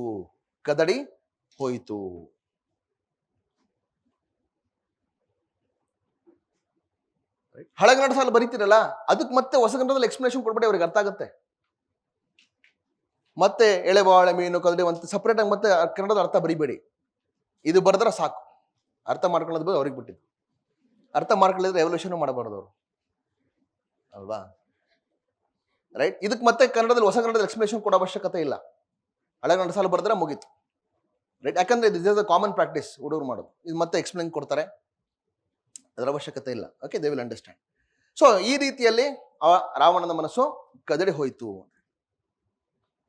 ಇದು ರ, ಹಳಗನ್ನಡದ ರ. ಇನ್ನೊಂದು ಅಕ್ಷರ ಇದೆ ಗೊತ್ತಾ? ಇದು ಳ. ಹಳಗನ್ನಡದಲ್ಲಿ ರ ಮತ್ತು ಳ ಮಾತ್ರ ಬೇರೆ. ಹಿಂಗೆ ಬರಿಬೇಕಾ ಸರ್? ಏನ್ ತೊಂದರೆ ಇಲ್ಲ, ನೀವು ಮಾಮೂಲಿ ರಾನು ಬರೆದ್ರೆ ಏನ್ ತಪ್ಪೇನಿಲ್ಲ. ಅರ್ಥದ ನಿಮಗೆ? ಅವರೇನಲ್ಲಿ ಬುಕ್ ಇಟ್ಕೊಂಡು ಕುತ್ಕೊಂಡಿರೋದಿಲ್ಲ ಯಾವ ರಾ ಬರುತ್ತೆ ಅಂತ ಹೇಳಿ, ತಲೆ ಕೆಡಿಸ್ಕೊಬೇಡಿ. ನೀವು ಈ ರಾ ಬರೆದ್ರು ಕೂಡ ಇರೋನ್ ಮೈಂಡ್, ಯಾವ ರಾ ಅಂತ ನೆನಪಾಗ್ಲಿಲ್ವಾ ಅಷ್ಟೊಂದು ತಲೆ ಕೆಡಿಸ್ಕೊಳಕ್ ಹೋಗ್ಬೇಡಿ. ಅರ್ಥ ಆಗ್ತದೆ ನಿಮ್ಗೆ? ರೈಟ್.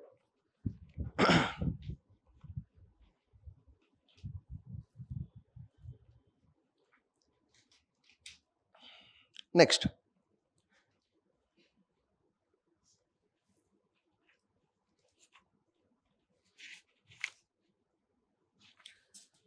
ಹೀಗೆ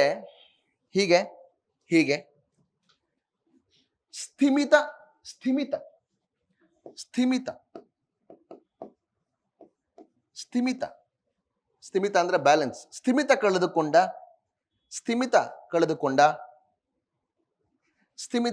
ಕಳೆದುಕೊಂಡ ರಾವಣನ ಮಾನಸಿಕ ಸ್ಥಿತಿಯನ್ನು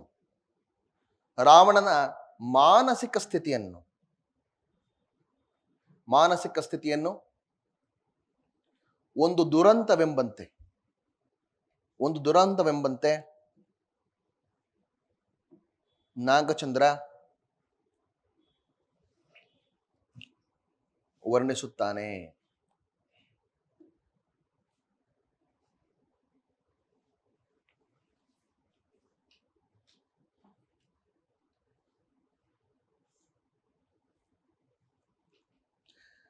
ನಾಗಚಂದ್ರ ಹೇಳ್ತಾನೆ, ಕೇಳಿಸ್ಕೊಳ್ಳಿ. ವಿಹಿತಾಚಾರಂ ಅನನ್ವಯಾಗತ ಗುಣ ಪ್ರಖ್ಯಾತಿಯಂ. ವಿಹಿತಾಚಾರ, ರಾವಣ ಅತ್ಯಂತ ಆಚಾರವಂತ. ವಿಹಿತಾಚಾರವನು ಅನನ್ವಯಾಗತ ಗುಣ. ಅನನ್ವಯಾಗತ ಅಂದ್ರೆ ವಂಶ ಪಾರಂಪರ್ಯವಾಗಿ ಬಂದಿರುವ ಸದ್ಗುಣಗಳು. ಅನನ್ವಯಾಗತ, ತಲೆತಲೆಮಾರುಗಳಿಂದ ಬಂದಿರುವ ಗುಣ. ವಿಹಿತಾಚಾರಮನ್ ಅನನ್ವಯಾಗತ ಗುಣ ಪ್ರಖ್ಯಾತಿಯಂ. ಈ ರೀತಿಯನ್ನು ಪ್ರಖ್ಯಾತಿ ಪಡ್ಕೊಂಡಿದ್ದವನು, ಒಳ್ಳೆ ಗುಣ ಒಳ್ಳೆ ಆಚಾರಗಳಿಂದ ಪ್ರಖ್ಯಾತಿ ಪಡ್ಕೊಂಡಿದ್ದಂಥವನು. ವಿಹಿತಾಚಾರಮನ್ ಅನನ್ವಯಾಗತ ಗುಣ ಪ್ರಖ್ಯಾತಿಯಂ ದುಷ್ಟ ನಿಗ್ರಹ ಶಿಷ್ಟ ಪ್ರತಿಪಾಲನಾ ಕ್ಷಮತೆಯಂ. ಅವನಲ್ಲಿ ದುಷ್ಟ ನಿಗ್ರಹ ಗುಣ ಇತ್ತು, ಶಿಷ್ಟರನ್ನ ಪ್ರತಿಪಾಲನೆ ಮಾಡುವ ಕ್ಷಮತೆ ಸಾಮರ್ಥ್ಯ ಇತ್ತು ಅವನಲ್ಲಿ. ಕೈಗಾಯದೆ, ಕಾಪಾಡಿಕೊಳ್ಳಿಲ್ಲ, ಅವನದನ್ನ ಕಾಪಾಡಿಕೊಳ್ಳಿಲ್ಲ, ಕೈಗಾಯಲಿಲ್ಲ. ಆ ಶೀಲ ಆಚಾರಗಳನ್ನ ಗುಣಗಳನ್ನ ಕಾಪಾಡಿಕೊಳ್ಳಿಲ್ಲ. ಕೈಗಾಯದೆ ಅನ್ಯಾಂಗನ ಸ್ಪೃಹೆಯಂ ತಾಳ್ತಿದನಂತೆ. ಆ ಆಚಾರ ಗುಣಗಳನ್ನ ಕಾಪಾಡಿಕೊಳ್ಳಿಲ್ಲ ಇವನು. ಅನ್ಯಾಂಗನ ಸ್ಪೃಹೆ, ಆಸೆ, ಬೇರೆ ಸ್ತ್ರೀಯರಲ್ಲಿ ಆಸೆ ಪಟ್ಬಿಟ್ನಲ್ವ ಇವನು. ಅನ್ಯಾಂಗನ ಸ್ಪೃಹೆಯಂ ತಾಳ್ತಿದನಂತೆ. ಅಯ್ಯೋ, ನಾಗಚಂದ್ರ ಮರುಗ್ತಾನೆ, ಹೇಳ್ತಾನೆ ಕಾಲವಶದಿ, ವಿಧಿಗೆ ಹೋಲಿಸ್ಬಿಡ್ತಾನೆ ನಾಗಚಂದ್ರ. ವಿಧಿ ಎಂದೂ ತಪ್ಪು ಮಾಡದೇ ಇರುವವರು, ಸದಾಚಾರದಿಂದ ಬದುಕಿರುವವರು, ಯಾರು ಎಣಿಸದೇ ಇರುವಂತಹ ತಪ್ಪನ್ನ ಮಾಡಿಬಿಟ್ರೆ ಅದರ ಹಿನ್ನೆಲೆ ಹುಡುಕೋದು ಕಷ್ಟ. ದಿನಾ ಅಂಥದೇ ಬದುಕು ಪಟ್ಟಿರೋರಿಗೆ ಏನು ಬೇಜಾರಾಗಲ್ಲ, ಇವ್ ನಾನೇ ಬರ ಅಷ್ಟೇ ಬಿಡು ನಿಂಗೆ ಇರೋದು. ಬಟ್ ಯಾವತ್ತು ಏನು ತಪ್ಪು ಮಾಡದೇ ಇರೋರು, ಅದಕ್ಕೆ ಹೆಂಗೆ ಹಿನ್ನೆಲೆ ಹುಡುಕೋದು? ನೀವು ಎಲ್ಲ ಚೆನ್ನಾಗಿ ಓದ್ಕೊಂಡು ಹೋಗಿರ್ತೀರಾ, ಸಖತ್ ರಿವಿಷನ್ ಮಾಡಿರ್ತೀರಾ, ಡೆಡ್ ಈಸಿ ಕ್ವಶನ್, ಎ ಹಾಕೋದ್ರ ಬದಲಿ ಬಿ ಹಾಕಿ ಬಂದಿರ್ತೀರ. ವಾಪಸ್ ಬಂದು ಮನೆಗೆ ನೋಡಿದಾಗ ಅದಕ್ಕೆ ಲಾಜಿಕ್ ಹೆಂಗ್ ಹುಡ್ಕೋದು? ಗ್ರಾಚಾರ. ನಾಗಚಂದ್ರ ರಾವಣನ ತಪ್ಪನ್ನ ವಿಧಿಯ ಮೇಲೆ ಹಾಕ್ಬಿಡ್ತಾನೆ. ರಾವಣನ ದುಷ್ಟ ಅಂತ ಕರೆಯಲ್ಲ ನಾಗಚಂದ್ರ, ಕಾಲವಶದಿಂ ಅಂತಾನೆ. ವಿಧಿ ಕಾಲವಶಕ್ಕೆ ಒಳಗಾಗ್ಬಿಟ್ಟ ರಾವಣ. ಕಾಲವಶದಿಂ ಲಂಕೇಶ್ವರಂ. ವಿಸ್ಮಯ ಆಹಂ ಅಲ್ತುಂ. ಏನ್ ವಿಸ್ಮಯ ಏನಲ್ಲ, ಆಗ್ತವೆ ಪ್ರಪಂಚದಲ್ಲಿ ಈ ತರ ಕೆಲಸಗಳು ಆಗ್ತವೆ. ಎಲ್ಲ ನಮ್ಮ ತರ್ಕಕ್ಕೆ ನಿಲುಕಬೇಕು ಅಂತೇನಿಲ್ಲ. ವಿಸ್ಮಯ ಆಹವಂ ಅಲ್ತುಂ ಅಬ್ದಿಯುಂ ಓರ್ಮೆ ಕಾಲವಶದಿಂ ಮರ್ಯಾದೆಯಂ ದಾಂಟದೆ. ನಾಗಚಂದ್ರ ಸಮರ್ಥನೆ ಮಾಡ್ಕೊಳ್ತಾನೆ. ಎಲ್ಲರೂ ತಪ್ಪು ಮಾಡ್ತಾರೆ ಒಂದೊಂದ್ಸರ್ತಿ, ಏನ್ ಮಾಡಕ್ಕಾಗುತ್ತೆ? ಸಮುದ್ರವೇ ತನ್ನ ಮರ್ಯಾದೆಯನ್ನು ದಾಟುತ್ತಲ್ವಾ? ಸಮುದ್ರ ಎಲ್ಲ ಹೈಟ್ ಅನ್ನು ಸಿ ಲೆವೆಲ್ ಅಲ್ಲೇ ಮೆಷರ್ ಮಾಡ್ತಿರಲ್ವಾ? ಸಿ ಲೆವೆಲ್ ಅಲ್ಲಿ ಮೆಷರ್ ಮಾಡ್ತಿರಲ್ವ? Height of the Mount Everest is measured by sea level. ಯಾಕೆ ಸಿ ಲೆವೆಲ್ ಮೆಷರ್ ಮಾಡ್ತೀವಿ? ಸಮುದ್ರ ತಟಸ್ಥವಾಗಿರುತ್ತೆ ಅಂತ, ತನ್ನ ಮೇರೆಯನ್ನ ಅದು ಯಾವತ್ತೂ ಮೀರೋದಿಲ್ಲ ಅಂತ. ಒಂದೊಂದ್ಸಲಿ ಮೀರುತ್ತೆ ಅದು ಕೂಡ. ಸುನಾಮಿ ಬಂದ್ರೆ ಅದೇ ಮನೆಗೆ ಹುಡ್ಕೊಂಡ್ ಬರುತ್ತೆ, ಸಮುದ್ರ ಬಿಟ್ಬಿಟ್ಟು ಸೀದಾ ಮನೆಗೆ ಒಳಗೆ ಬರುತ್ತೆ ಸಮುದ್ರ. ನಾಗಚಂದ್ರ ಹೇಳ್ತಾನೆ, ಅಬ್ದಿಯಂ ಓರ್ಮೆ ಕಾಲವಶದಿಂ ಮರ್ಯಾದೆಯಂ ದಾಂಟದೆ.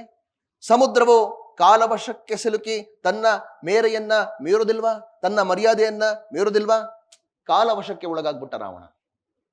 ಇಲ್ಲಿ ರಾವಣನನ್ನ ದುಷ್ಟನಾಗಿ ಚಿತ್ರಿಸಿಲ್ಲ ನಾಗಚಂದ್ರ. ಅವನು ಸಭ್ಯನೇ, ಸದ್ಗುಣಿಯೇ, ಸದಾಚಾರಿಯೇ. ಆದ್ರೆ ವಿಧಿಯ ವಶಕ್ಕೆ ಸಿಲುಕ್ಬಿಟ್ಟ.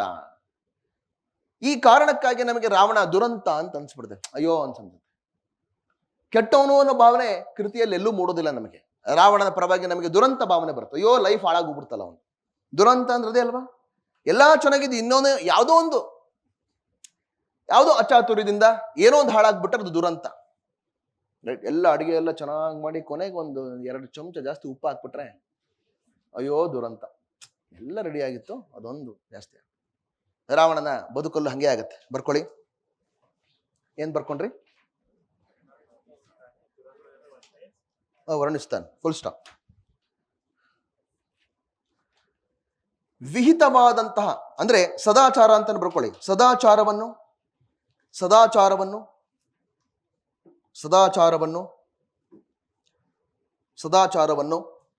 ವಂಶಾನುಗತವಾಗಿ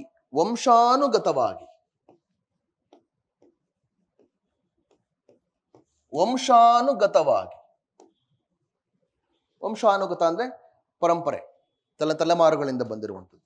ವಂಶಾನುಗತವಾಗಿ ಬಂದ ಗುಣಗಳ ಪ್ರಖ್ಯಾತಿಯನ್ನು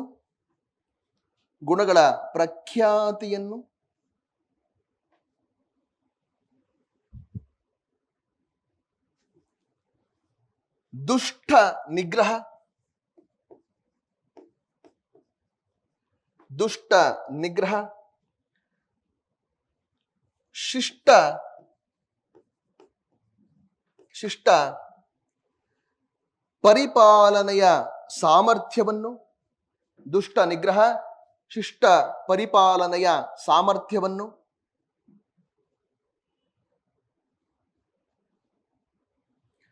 ಕಾಪಾಡಿಕೊಳ್ಳದೆ ಕಾಪಾಡಿಕೊಳ್ಳದೆ ಕಾಲವಶದಿಂದ, ಕಾಲವಶದಿಂದ, ಕಾಲವಶ ಅಂದ್ರೆ ವಿಧಿ ಅಂತಲೂ ಬ್ರಾಕೆಟಲ್ಲಿ ಬರ್ಕೋಬಹುದು, ವಿಧಿ, ಕಾಲವಶದಿಂದ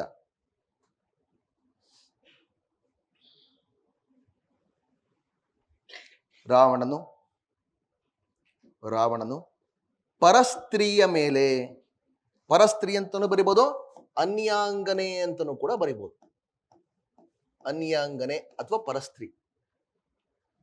ಪರಸ್ತ್ರೀಯ ಮೇಲೆ ಮೋಹವನ್ನು ತಾಳಿದನಲ್ಲ, ಮೋಹವನ್ನು ತಾಳಿದನಲ್ಲ, ಮೋಹವನ್ನು ತಾಳಿದನಲ್ಲ ಎಂದು ಬೇಸರಿಸುತ್ತಾನೆ. ಅದು ಬೇಸರ ವ್ಯಕ್ತಪಡಿಸೋದು, ಬೇಸರಿಸುತ್ತಾನೆ, ಫುಲ್ ಸ್ಟಾಪ್.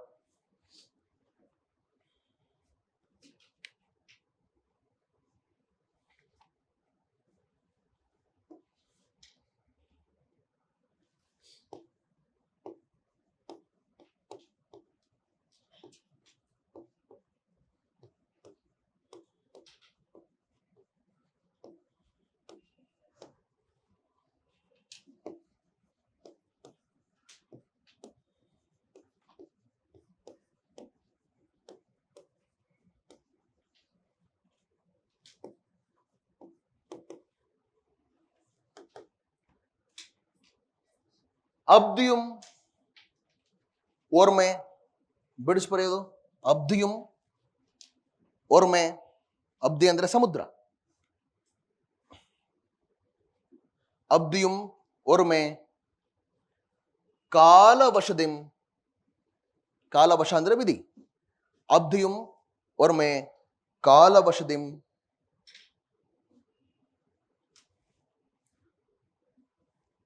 ಮರ್ಯಾದಯಂ ದಾಂಟದೆ,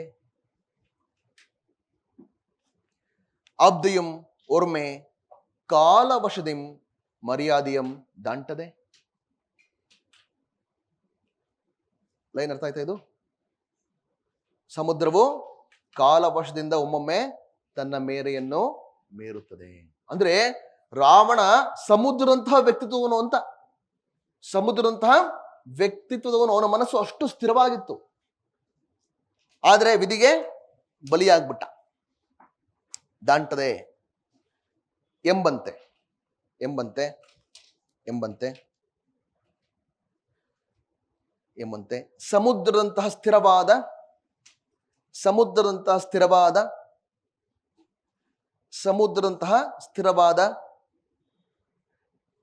ಮನಸ್ಸಿನ ರಾವಣನು, ಸಮುದ್ರದಂತಹ ಸ್ಥಿರವಾದ ಮನಸ್ಸಿನ ರಾವಣನು ತನ್ನ ಮೇರೆಯನ್ನು ಅಥವಾ ತನ್ನ ಮರ್ಯಾದೆಯನ್ನು ಅಂತಾನೆ ಮಾಡಿ, ತನ್ನ ಮರ್ಯಾದೆಯನ್ನು ಮೀರುವುದು ಆಶ್ಚರ್ಯವೇನಲ್ಲ, ತನ್ನ ಮರ್ಯಾದೆಯನ್ನು ಮೀರುವುದು ಆಶ್ಚರ್ಯವೇನಲ್ಲ ಎಂದು ರಾವಣನ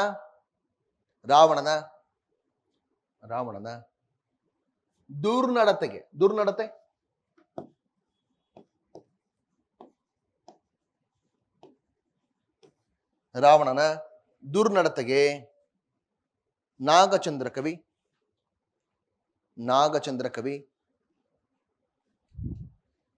ವಿಧಿಯನ್ನು ಆರೋಪಿಸುತ್ತಾನೆ.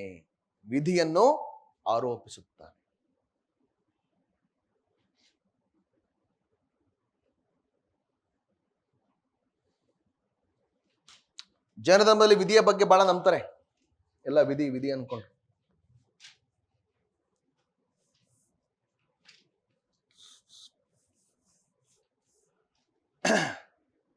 ಇದಕ್ಕೆ ಸಂಬಂಧಪಟ್ಟಾಗ ಒಂದು ಪದ್ಯ ಬರುತ್ತೆ ವಿಧಿಯ ಬಗ್ಗೆ. ಪಂಪಭಾರತದಲ್ಲಿ ಕರ್ಣ ಅರ್ಜುನರು ಮುಖಾಮುಖಿ ಆಗ್ತಾರೆ. ಮುಖಾಮುಖಿ ಆದಾಗ ಸಡನ್ ಆಗಿ ಕಥಿತ ಯುದ್ಧ ಮಾಡಲ್ಲ ಅವರು. ಫಸ್ಟ್ ನಿಂದನೆ ಪ್ರತಿನಿಂದನೆ, ಸ್ಲೆಡ್ಜಿಂಗ್ ಆಗ್ಬೇಕಲ್ಲ, ವಾರ್ಮ್ ಅಪ್, ನಿಂದನೆ ಪ್ರತಿನಿಂದನೆಗಳು, ರೈಟ್. ಅರ್ಜುನ್ ಅವನನ್ನು ಹೊಗಳ್ಕೊಂಡ್ರೆ ಕರ್ಣ ಇವನು ಹೊಗಳ್ಕೊಳ್ತಾ ಇರ್ತಾನೆ.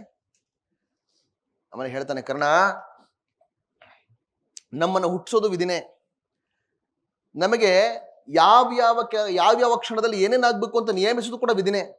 ಕರ್ಣ ಹೇಳ್ತಾನೆ, ಸಕಲ ಮಾಳ್ಕೆಯಂ ವಿಧಿ ಸಮಕಟ್ಟಿ ಕೊಟ್ಟೊಡೆ ಕೆಡಿಸಲ್ ಕುಡಿಸಲ್ ಸಮರ್ಥರ್ಯಾರ್ ಅಂತ ಹೇಳ್ತಾನೆ. ಸಕಲ ಮಾಳ್ಕೆ, ಪ್ರತಿಯೊಂದು ಕಾರ್ಯವನ್ನ ನಾವು ಮಾಡಬೇಕಾದಂತ ಕಾರ್ಯವನ್ನ ವಿಧಿ ಆಗಲಿ ನಿರ್ಧಾರ ಮಾಡ್ಬಿಟ್ಟಿರುತ್ತೆ. ನಾನು ನಿನ್ನ ಕೊಲ್ತೀನೋ ಅಥವಾ ನೀನು ನನ್ನನ್ನು ಕೊಲ್ತೀಯೋ ಅದು ವಿಧಿ ನಿರ್ಧಾರ ಮಾಡ್ಬಿಟ್ಟಿದೆ. ಸಕಲ ಮಾಳ್ಕೆಯಂ ವಿಧಿ ಸಮಕಟ್ಟಿ ಕೊಟ್ಟೊಡೆ, ಆಗ್ಲೇ ಅದು ಕಟ್ಬಿಟ್ಟಿದೆ, ರೆಡಿ ಆಗಿದೆ, ರಿವೀಲ್ ಆಗಿಲ್ಲ ಅಷ್ಟೇ. ಸಮಕಟ್ಟಿ ಕೊಟ್ಟಡೆ ಕೆಡಿಸಲ್ ಕುಡಿಸಲ್ ಸಮರ್ಥರ್ಯಾರ್, ಇಲ್ಲಿ ಇದನ್ನು ಹಾಳು ಮಾಡೋದಕ್ಕೆ ಯಾರಿಗೆ ಸಾಮರ್ಥ್ಯ ಇದೆ? ಬಹಳ ಆಳವಾದ ಚಿಂತನೆ ಇದು. ಯಾಕಂದ್ರೆ ಯುದ್ಧದ ಪರಿಣಾಮ ಅರ್ಜುನನಿಗೆ ಗೊತ್ತಿತ್ತು ಅಲ್ಲವೋ ಗೊತ್ತಿಲ್ಲ, ಕರ್ಣನಿಗೆ ಗೊತ್ತಿತ್ತು. ಅವನಿಗೆ ಗೊತ್ತಿತ್ತು ನನ್ನ ತಮ್ಮಂದನ್ನು ಸಾಯಿಸಲ್ಲ ಅಂತ. ನಾನೇ ನನ್ನ ತಮ್ಮಂದನ್ನು ಸಾಯಿಸಲ್ಲ ಅಂತ ಹೇಳಿದ್ರೆ ಪಾಂಡವರ ಗೆಲುವು ನಿಶ್ಚಿತ. ಇರ್ಲಿ. ಸೊ ವಿಧಿ ಅನ್ನೋದ್ರ ಬಗ್ಗೆ ಪಂಪನಲ್ಲಿಯೂ ಕೂಡ ಚರ್ಚೆ ಬರುತ್ತೆ. ಯಶೋಧರ ಚರಿತ್ರೆ ನೆಕ್ಸ್ಟ್ ಮಾಡುವಂತ ಪಾಠ, ಅದರಲ್ಲೂ ಕೂಡ ಚರ್ಚೆ ಬರುತ್ತೆ. ಸೊ ಜೈನ ಧರ್ಮದಲ್ಲಿ ಈ ವಿಧಿಯ ಬಗ್ಗೆ ಹೆಚ್ಚು ನಂಬಿಕೆ, ವಿಧಿ ಮತ್ತು ಪುನರ್ಜನ್ಮ, ಜನ್ಮಾಂತರದ ಕಥೆಗಳು ಇರ್ಲಿ.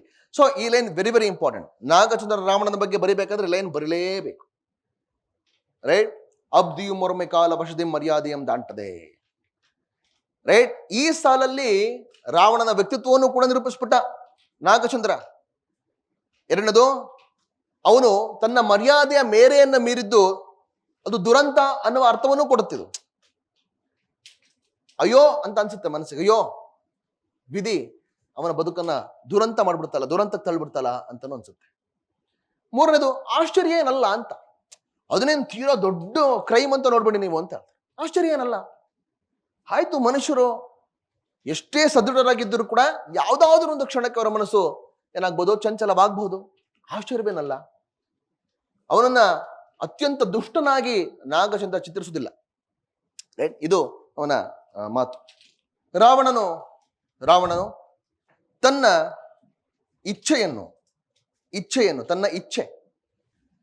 ಇಚ್ಛೆಯನ್ನು ವಿದ್ಯಾದೇವತೆಯಲ್ಲಿ ನಿವೇದಿಸಿಕೊಂಡಾಗ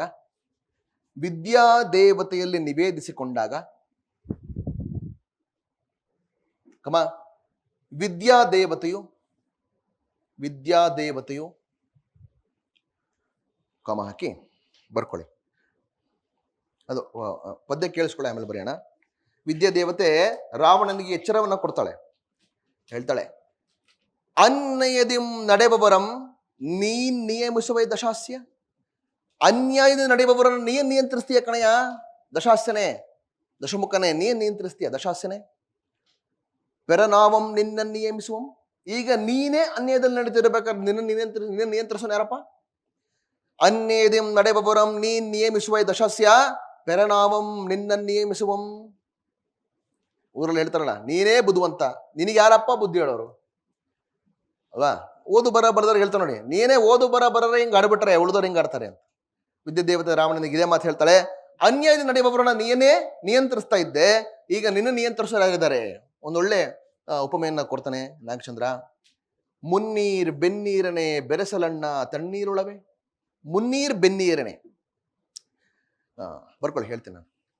ವಿದ್ಯಾದೇವತೆ ಬರ್ಕೊಂಡ್ರ, ಅನ್ಯಾಯದಿಂದ ನಡೆಬವರನ್ನ ಇಲ್ಲೆಲ್ಲ ರಾವಣನನ್ನ ಉದಾತ್ತೀಕರಿಸ್ತಿರೋದು. ಇದೆಲ್ಲ ನೀನೇ ಒಳ್ಳೆಯವನು, ನೀನೇ ಬುದ್ಧಿವಂತ, ನೀನೇ ಶಿಷ್ಟಾಚಾರ ಪರಿಪಾಲನೆ ಮಾಡೋರು, ನೀನೇ ಸದ್ಗುಣಿ ಅಂತ ಹೇಳ್ಬಿಟ್ಟು ಮುಂದಕ್ಕೆ ಹೇಳೋದು. ಇಲ್ಲೆಲ್ಲ ರಾವಣನ ಉದಾತ್ತಿ ಮಾಡ್ತಾ ಇಲ್ವಾ? ನಾಗಚಂದ್ರ ರಾವಣನ ಉದಾತ್ತೀಕರಿಸ್ತಾ ಇಲ್ವಾ? ರೈಟ್. ಅನ್ಯಾಯದಿಂದ ನಡೆಬವರನ್ನು ನೀನು ನಿಯಂತ್ರಿಸುತ್ತೀಯಾ.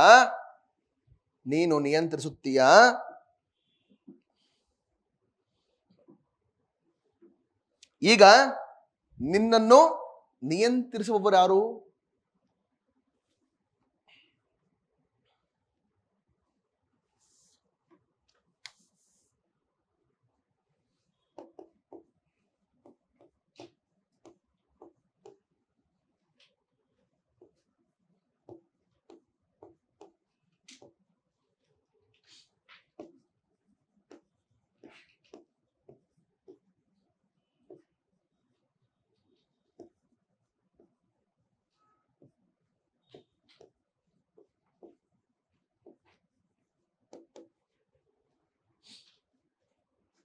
ಮುನ್ನೀರ್ ಬೆನ್ನೀರನೆ ಬೆರೆಸಲಣ್ಣ ತಣ್ಣೀರೊಳವೆ.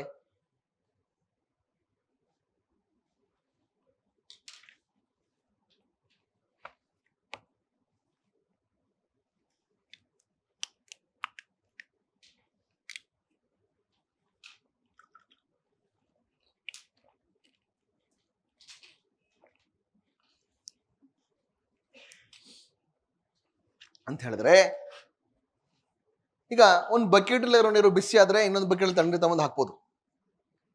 ಸಮುದ್ರವೇ ಬಿಸಿ ಆಗ್ಬಿಟ್ರೆ, ಮುನ್ನೀರ್ ಅಂತ ಹೇಳಿದ್ರೆ ಮುಂದಿನ ನೀರು, ಫಸ್ಟ್ ವಾಟರ್ಸ್. ನೀವು ಎವಲ್ಯೂಷನ್ ನೋಡಿದ್ರೆ ಮೊದಲು ನೀರು ಕ್ರಿಯೇಟ್ ಆಗಿದ್ದು ಓಷನ್ ಅಲ್ಲಿ. ಮುನ್ನೀರ್ ಅಂದ್ರೆ ಮುನ್ನೀರು, ಮೊದಲನೇ ನೀರು ಅಂದ್ರೆ ಸಮುದ್ರದ ನೀರು. ಬೆನ್ನೀರ್ ಅಂದ್ರೆ ಬೆಂದ ನೀರು ಆಗ್ಬಿಟ್ರೆ, ಬೆನ್ನೀರು ಅಂದ್ರೆ ಬೆಂದು ಹೋಗಿರುವ ನೀರು. ಮುನ್ನೀರ್ ಬೆನ್ನೀರನೆ. ಸಮುದ್ರವೇ ಬೆಂದ ನೀರು ಆಗ್ಬಿಟ್ರೆ, ಸಮುದ್ರ ನೀರು ಬೆಂದಿರುವ ನೀರು ಆಗ್ಬಿಟ್ರೆ ಬೇಯೋದು ಅಂತ ಹೇಳಿದ್ರೆ ಬಿಸಿ ಆಗೋದು ಅಲ್ವಾ. ಸಮುದ್ರ ನೀರೇ ಬೆಂದು ಹೋಗ್ಬಿಟ್ರೆ ಅದಕ್ಕೆ ಬೆರೆಸೋಕೆ ತಣ್ಣೀರಲ್ಲಿ ತಗೊಂಬರೋದು. ಬೆರೆಸರನ್ನ ತಣ್ಣೀರು ಒಳವೆ ಸಿಗುತ್ತ ತಣ್ಣೀರು. ಸಮುದ್ರವೇ ಬಿಸಿ ಆಗ್ಬಿಟ್ರೆ ಎಲ್ಲಿಂದ ತಣ್ಣೀರು ತಗೊಂಬರೋದು? ಸಮುದ್ರವನ್ನು ತಣ್ಣಗೆ ಮಾಡೋಷ್ಟು ತಣ್ಣೀರು ಎಲ್ಲಿದೆ? ಅರ್ಥದ ನಿಮಗೆ? ಈ ಉಪಮೆ ಏನಕ್ಕೆ ಹೋಲಿಸ್ತಾ ಇದ್ದಾನೆ? ರಾವಣನ ಮನಸ್ಸಿಗೆ ಹೋಲಿಸ್ತಾ ಇದ್ದಾನೆ. ಸಮಾಜದಲ್ಲಿರುವ ಎಲ್ಲರನ್ನ ನೀನ್ ನಿಯಂತ್ರಿಸ್ತಾ ಇದ್ದೆ, ತಪ್ಪು ಮಾಡುವವರನ್ನ, ಅನ್ಯಾಯ ನಡೆಯುವವರನ್ನ ನೀನ್ ನಿಯಂತ್ರಿಸ್ತಾ ಇದ್ದೆ. ಈಗ ನೀನೇ ತಪ್ಪು ಮಾಡಿದ್ರೆ ನಿನ್ನ ತಿದ್ದೋರಪ್ಪ ಯಾರಿದ್ದಾರೆ? ಅರ್ಥತಾ ಇಲ್ಲ ಏನು? ಇದು ಉಪಮೇನೆ, ರೈಟ್? ಬರ್ಕೊಂಡ್ರಾ? ಇದ್ರ ಅರ್ಥ ಬರ್ಕೊಂಡ್ರಾ? ನಿಮ್ ರೆಫರೆನ್ಸಿಗೆ ಬರ್ಕೊಳ್ಳಿ. ಆನ್ಸರ್ ಬರಿಬೇಕಾದ್ರೆ ಅರ್ಥ ಏನು ಬರೆಯೋ ಅವಶ್ಯಕತೆ ಇಲ್ಲ ಅಲ್ವಾ. ಸಮುದ್ರ ನೀರೇ ಬೆಂದು ಹೋದ್ರೆ ಅದನ್ನ ತಣ್ಣಗಾಗಿಸಲು ತಣ್ಣೀರು ತರಲು ಸಾಧ್ಯವೇ? ಅಥವಾ ಅದಕ್ಕೆ ಬೆರೆಸಲು ತಣ್ಣೀರು ತರಲು ಸಾಧ್ಯವೇ? ಬರ್ಕೊಂಡ್ರ? ಎಂದು ರಾವಣನನ್ನು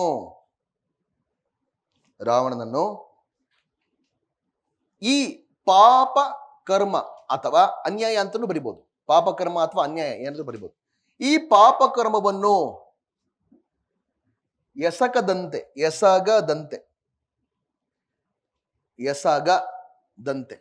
ಈ ಪಾಪ ಕರ್ಮವನ್ನು ಎಸಗದಂತೆ ತಡೆಯುತ್ತದೆ.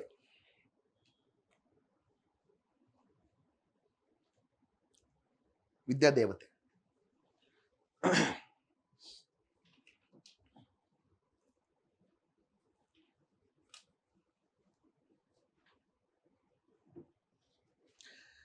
ಅವಳು ಅಷ್ಟು ಹೇಳ್ತಾಳೆ.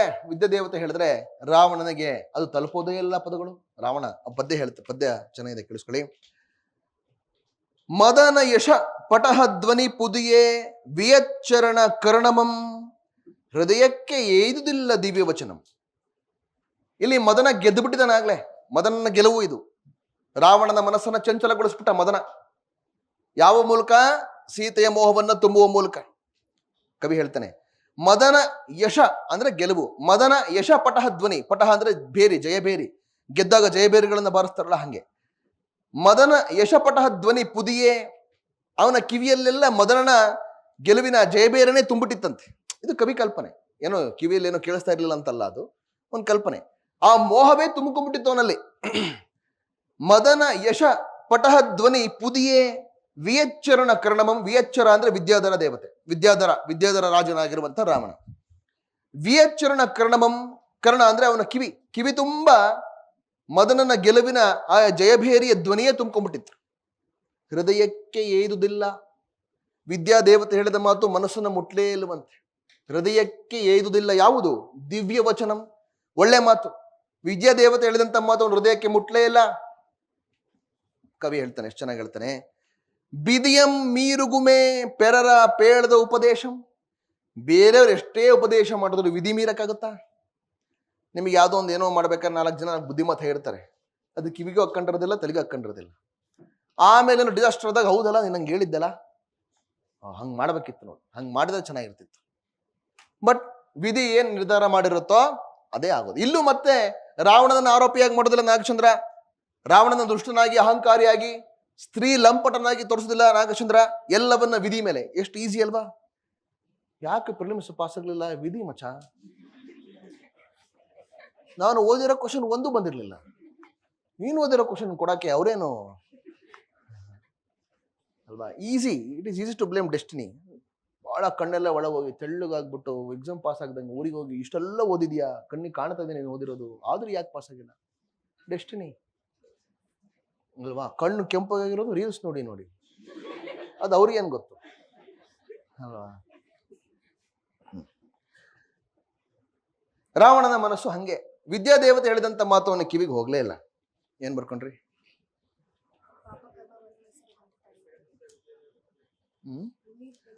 ಎಸಕದಂತೆ ತಡೆಯುತ್ತದೆ. ಬರ್ಕೊಳ್ಳಿ. ಬಿದಿಯಂ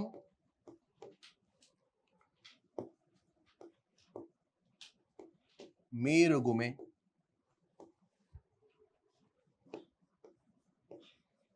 ಪೆರರ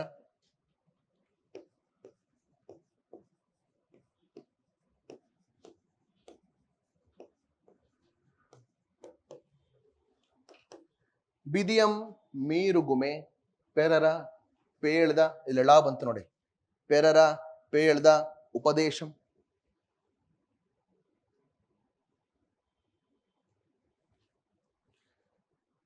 ವಿಧಿ ಹಳಗನ್ನಡದಲ್ಲಿ ವಕಾರಕ್ಕೆ ಬಕಾರವನ್ನ ಬಳಸ್ತಾ ಇದ್ರು. ಬಿದಿಯಂ ಮೀರುಗುಮೆ, ಮೀರೋಕ್ ಸಾಧ್ಯವೇ? ಪೆರರು ಬೇರೆಯವರು, ಪೇಳ್ದ ಹೇಳಿದ, ಉಪದೇಶ ಎಂಬಂತೆ ಎಂಬಂತೆ ಎಂಬಂತೆ ಎಚ್ಚರಿಕೆಯ ನುಡಿಗಳು, ಎಚ್ಚರಿಕೆಯ ನುಡಿಗಳು, ಎಚ್ಚರಿಕೆಯ ನುಡಿಗಳು ರಾವಣನ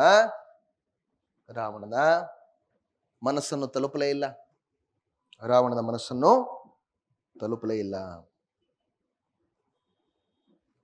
ರಾವಣನ ಬಗ್ಗೆ ಮುಂದೆ ಅಂದ್ರೆ ಇದಕ್ಕಿಂತ ಮುಂಚೆ ಒಬ್ಬರು ಜ್ಯೋತಿಷಿ ಹೇಳ್ತಾರೆ, ದಶರಥನ ಮಕ್ಕಳಿಂದ ಅವನಿಗೆ ಸಾವು ಬರುತ್ತೆ ಅಂತ ಹೇಳ್ಬಿಟ್ಟು. ಈ ಕೃತಿ ಆರಂಭವಾಗೋದೇ ಅಲ್ಲಿಂದ. ಅವನಿಗೆ ಭವಿಷ್ಯ ಹೇಳ್ಬಿಟ್ಟಿರ್ತಾರೆ.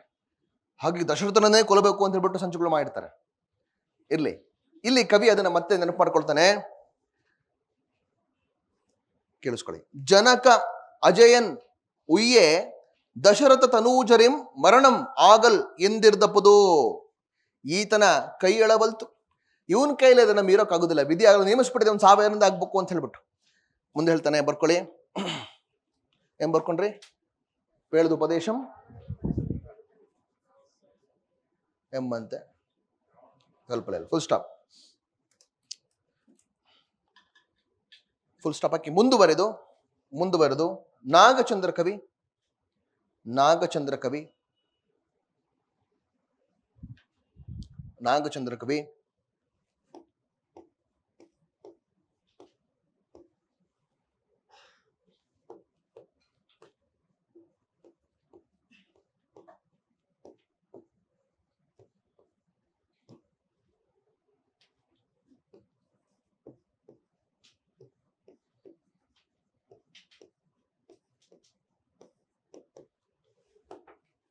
ಪುರಾತನ ಕರ್ಮ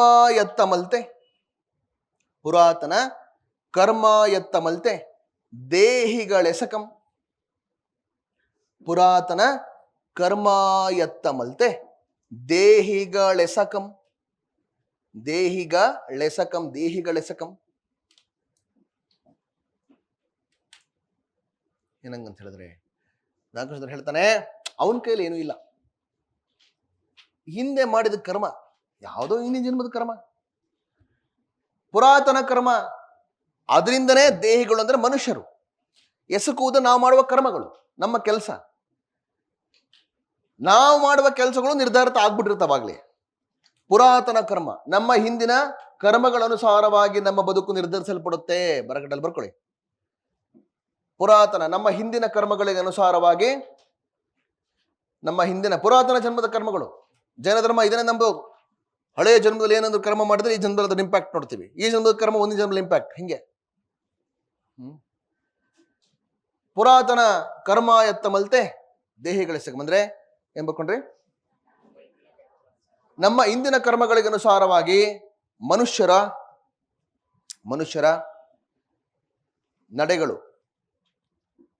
ನಡೆಗಳು ನಿರ್ಧಾರವಾಗುತ್ತವೆ.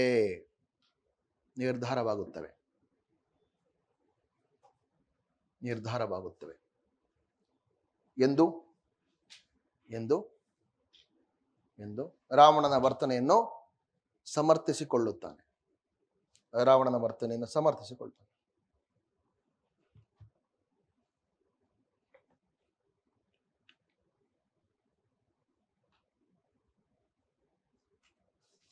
ಇವೆಲ್ಲ ಜೈನ ಧಾರ್ಮಿಕ ದೃಷ್ಟಿ. ಇದೆಲ್ಲ ವಿಧಿ ಆರೋಪ ಮಾಡೋದು, ಪುರಾತನ ಹಿಂದಿನ ಜನ್ಮದ ಕರ್ಮಗಳನ್ನು ಆರೋಪ ಮಾಡೋದು, ಇವೆಲ್ಲ ಜೈನ ಧರ್ಮದ ದೃಷ್ಟಿಕೋನ.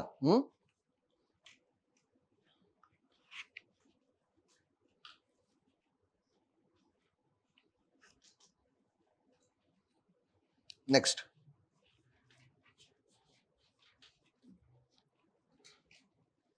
ವಿದ್ಯಾದೇವತೆಯ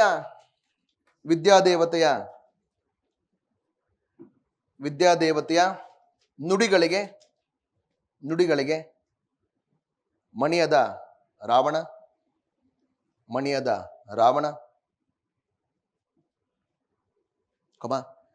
ಅದರ ನೆರವಿಂದಲೇ ಅಥವಾ ದೇವತೆಯ ನೆರವಿಂದಲೇ ಅಂತ ಬರೀಬಹುದು. ದೇವತೆಯ ನೆರವಿಂದಲೇ ಸೀತೆಯನ್ನು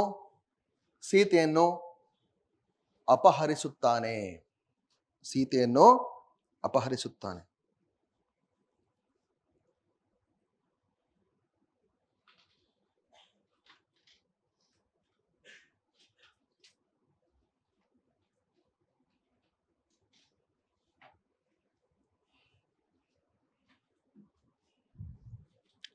ಸೊ ಕವಿ ಆ ಸನ್ನಿವೇಶವನ್ನು ಬರೀತಾನೆ, ಹೇಳ್ತಾನೆ, ಕೇಳಿಸ್ಕೊಳ್ಳಿ. ಅಳಿಪಿ ಪರವಧುಗೆ ಅಧೋಗತಿಗೆ ಇಳಿವುದನ್ ಅಭಿನಯಿಸುವಂತೆ ಸೀತೆಯ ಸಾರಣ್ಗೆ ಇಳಿದನ್ ನಭದಿಂ ಕಚರಂ. ಅಳಿಪಿ ಅಂದ್ರೆ ಅಳಿದು, ಪರವಧುವಿಗೋಸ್ಕರ ತಾನು ಅಳಿದು ತನ್ನ ವ್ಯಕ್ತಿತ್ವ ನಾಶ ಮಾಡಿಕೊಂಡು, ಪರವಧು ಅಂದ್ರೆ ಪರ ಸ್ತ್ರೀಗಾಗಿ ತನ್ನ ವ್ಯಕ್ತಿತ್ವ ನಾಶ ಮಾಡಿಕೊಂಡು ಅಳಿಪಿ ಪರವಧುವಿಗೆ ಅಧೋಗತಿಗೆ ಇಳಿಯುವುದನ್ನು ಅಭಿನಯಿಸುವಂತೆ. ಹೇಗೆ ಪರಸ್ತ್ರೀಗೆ ತನ್ನ ವ್ಯಕ್ತಿತ್ವವನ್ನು ನಾಶ ಮಾಡಿಕೊಂಡು ಅಧೋಗತಿಗೆ ಇಳಿಬೇಕು ಅನ್ನೋದನ್ನ ಅಭಿನಯಿಸಿ ತೋರಿಸ್ತಾ ಇದ್ದನಂತ. ನೋಡೋರಿಗೆ ಕಾಣ್ತಾ ಇತ್ತಂತ, ಹೆಂಗೆ ಪರವಧುವಿಗೆ ಒಲಿದು ತನ್ನ ವ್ಯಕ್ತಿತ್ವ ನಾಶ ಮಾಡಿಕೊಂಡು ಇಳಿಬೇಕು ಅನ್ನೋದನ್ನ ತೋರಿಸ್ತಾ ಇದ್ದನಂತ. ಅಳಿಪಿ ಪರವಧುವಿಗೆ ಅಧೋಗತಿಗೆ ಇಳಿಯುವುದನ್ನು ಅಭಿನಯಿಸುವಂತೆ ಸೀತೆಯ ಸಾರಣ್ಗಿಳಿದನ್ ನಬದನ್. ಸೀತೆಯ ಹತ್ರ ಬಂದು ಇಳಿದಂತವನು, ಆಕಾಶದಿಂದ ಸೀತೆಯ ಬಳಿ ಇಳಿದ. ಸೀತೆಯ ಬಳಿ ಇಳಿಯೋಕೆ ಮುಂಚೆ ಏನಾಯ್ತು? ವಿದ್ಯಾದೇವತೆ ಸಿಂಹನಾದವನ್ನು ಮಾಡುತ್ತೆ. ಸಿಂಹನಾದವನ್ನು ಮಾಡಿದಾಗ ರಾಮ ಲಕ್ಷ್ಮಣನ ಸಹಾಯಕ್ಕೆ ಹೋಗ್ತಾನೆ, ಜಟಾಯುವನ್ನ ರಾವಣ ಸಂಹಾರ ಮಾಡ್ತಾನೆ, ಸೀತೆಯ ಬಳಿ ಬರ್ತಾನೆ. ಆ ಕಥೆಯನ್ನು ಬರೆಯೋ ಅವಶ್ಯಕತೆ ಇಲ್ಲ. ಸೀತೆಯ ಸಾರಣ್ಗಿಳಿದನ್ ನಭದಿನ್. ನಭ ಅಂದ್ರೆ ಆಕಾಶ. ನಭದಿಂದ ಕಚರ ದೇವತೆ ಅಥವಾ ಕಚರ ಚಕ್ರವರ್ತಿ ರಾವಣ ಸೀತೆಯ ಬಳಿ ಬಂದು ಇಳಿದನಂತೆ. ಕವಿ ಹೇಳ್ತಾನೆ, ಪಳಿಗಂ ಪಾಪಕ್ಕಂ ಅಂಜುದವರ್ ಏಗೆಯರ್. ಪಾಪಕ್ಕೂ ನಿಂದನೆಗೂ ಅಂಜುದ ಇರುವವರು ಏನ್ ಬೇಕಾದ್ರೂ ಮಾಡ್ತಾನ. ಇವನು ಯಾವುದಕ್ಕೂ ಎದುರ್ಲಿಲ್ಲ ಅವನು, ಅಲ್ವಾ? ಪಳಿಗಂ ಪಾಪಕ್ಕಂ ಅಂಜುದವರ್ ಏಂಗೆಯರ್. ಬರ್ಕೊಳ್ಳಿ, ಕಂಟಿನ್ಯೂ ಮಾಡಿ. ದೋಷಕ್ಕೂ ಪಾಪಕ್ಕೂ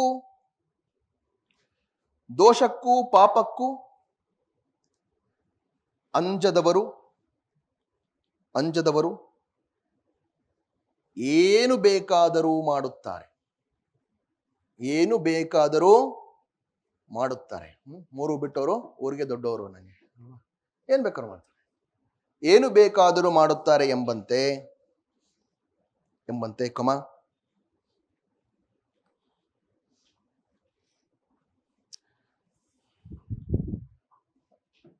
ಹಳಗನ್ನಡ ಸಾಲು ಚೆನ್ನಾಗಿದೆ, ಬೇಕಾದ್ರೆ ಹೊಸಗನ್ನಡದಲ್ಲೂ ಬರೀಬಹುದು, ಬಟ್ ಸ್ಟಿಲ್ ಬರ್ಕೊಳ್ಳಿ. ದೋಷಿ ಪಿಡಿವಂತೆ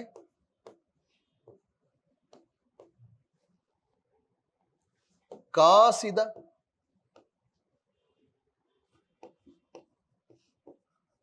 ಕುಳವಂ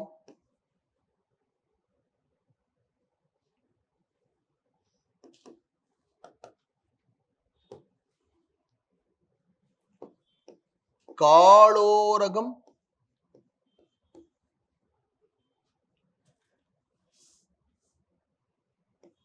ಕಾಳೋರಗನಂ ಕೂಸು ಪಿಡಿವಂತೆ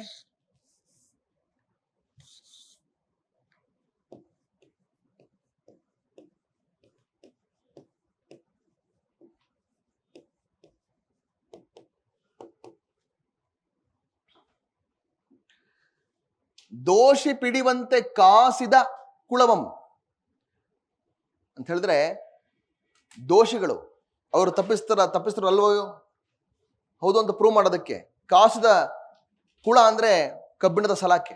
ಕುಳ ರೈತರಿಗೆ ಗೊತ್ತಿರುತ್ತೆ, ಕುಳ ಅಂತ ಕರೀತಾರೆ. ಕಬ್ಬಿಣದ ಸಲಾಕೆ. ದೋಷಗಳಿಗೆ ಕಬ್ಬಿಣದ ಸಲಾಕೆಯನ್ನು ಅಪ್ಪುವ ಹಾಗೆ ಶಿಕ್ಷೆ ಕೊಡ್ತಾ ಇದ್ದಾರಂತೆ, ಅಥವಾ ಕೈಯಲ್ಲಿ ಹಿಡ್ಕೊಳ್ಳೋದು ಅಪ್ಪೋದು, ರೈಟ್. ಇವನು ಸೀತೆಯ ಕೈಯನ್ನು ಹಿಡ್ಕೊಂಡಿದ್ದನ್ನ ಕವಿ ವರ್ಣಿಸ್ತಾನೆ. ದೋಷಿಯಾದವನು ಕಾಸದ ಕುಳವನ್ನು ಹಿಡ್ಕೊಂಡಂತೆ, ಅಂದ್ರೆ ಅಲ್ಲಿಂದ ಅವನ ದುರಂತ ಶುರುವಾಯಿತು ಅಂತ, ರಾವಣನ ದುರಂತ ಶುರುವಾಯಿತು. ಇನ್ನೊಂದು ಹೋಲಿಕೆ ಬರುತ್ತೆ, ಕೂಸು ನೋಡಿ, ರಾವಣನನ್ನ ಕೂಸು ಅಂತ ಕರೆದು ಬಿಡ್ತಾನೆ. ಪಾಪ ಅಮಾಯಕ, ಗೊತ್ತಿಲ್ಲ ಮುಂದೆ ಏನಾಗತ್ತಿದ್ರ ಪರಿಣಾಮ ಅಂತ. ನೋಡಿ ನಾಗಚಂದ್ರ ರಾವಣನನ್ನ ಎಷ್ಟು ಸಾಫ್ಟ್ ಆಗಿ ಪೋರ್ಟ್ರೇ ಮಾಡ್ತಿದ್ದಾರೆ.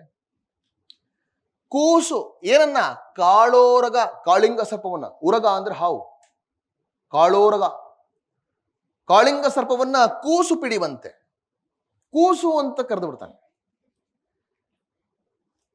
ತನಗೆ ಮುಂದೊದಗಿ ಬರುವ ಅಧೋಗತಿಯ ಅರಿವಿಲ್ಲದೆ ಇರುವವನು ಕೂಸು, ಇದರ ಪರಿಣಾಮದ ಅರಿವಿಲ್ಲದೆ. ಕೂಸು ಕಾಳೋರಗವನ್ನ ಹಿಡಿಯುವ ಹಾಗೆ, ದೋಷಿ ಕುಳವನ್ನ ಹಿಡಿಯುವಾಗ ಅವನು ದೋಷಿ ಯಾಕಾದ? ಅವನ ಮನಸ್ಸು ಚಂಚಲವಾಗೋಯ್ತು. ಪರಸ್ತ್ರೀಯ ಮೇಲೆ ಮೋಹಗೊಳ್ಳುವುದಿಲ್ಲ, ಅವನು ವ್ರತವನ್ನು ತಾಳಿದಂಥವನವನು. ಈಗ ಪರಸ್ತ್ರೀಯ ಮೇಲೆ ವ್ಯಾಮೋಹ ಪಟ್ಬಿಟ್ಟ, ದೋಷಿಯಾದವನು. ದೋಷಿ ಕಾಸದ ಕುಳವನ್ನ ಹಿಡಿಯುವ ಹಾಗೆ, ಕೂಸು ಕಾಳೋರಗವನ್ನ ಹಿಡಿಯುವ ಹಾಗೆ. ಬರ್ಕೊಳ್ಳಿ, ಬರ್ಕೊಂಡ್ರ? ಇದು ಅರ್ಥ ಬೇಕಿದ್ರೆ ಬ್ರಾಕೆಟ್ ಅಲ್ಲಿ ಬರ್ಕೊಳ್ಳಿ. ಅರ್ಥನ ಬರ್ಕೊಂಡ್ರ? ಹಿಡಿಯುವಂತೆ ಕಮ ತಾನೇ, ಕುಡಿಯುವಂತೆ ಕಮ ರಾವಣನ ಅಧೋಗತಿಯನ್ನು ಸೂಚಿಸುವಂತೆ, ರಾವಣನ ಅಧೋಗತಿಯನ್ನು ಸೂಚಿಸುವಂತೆ.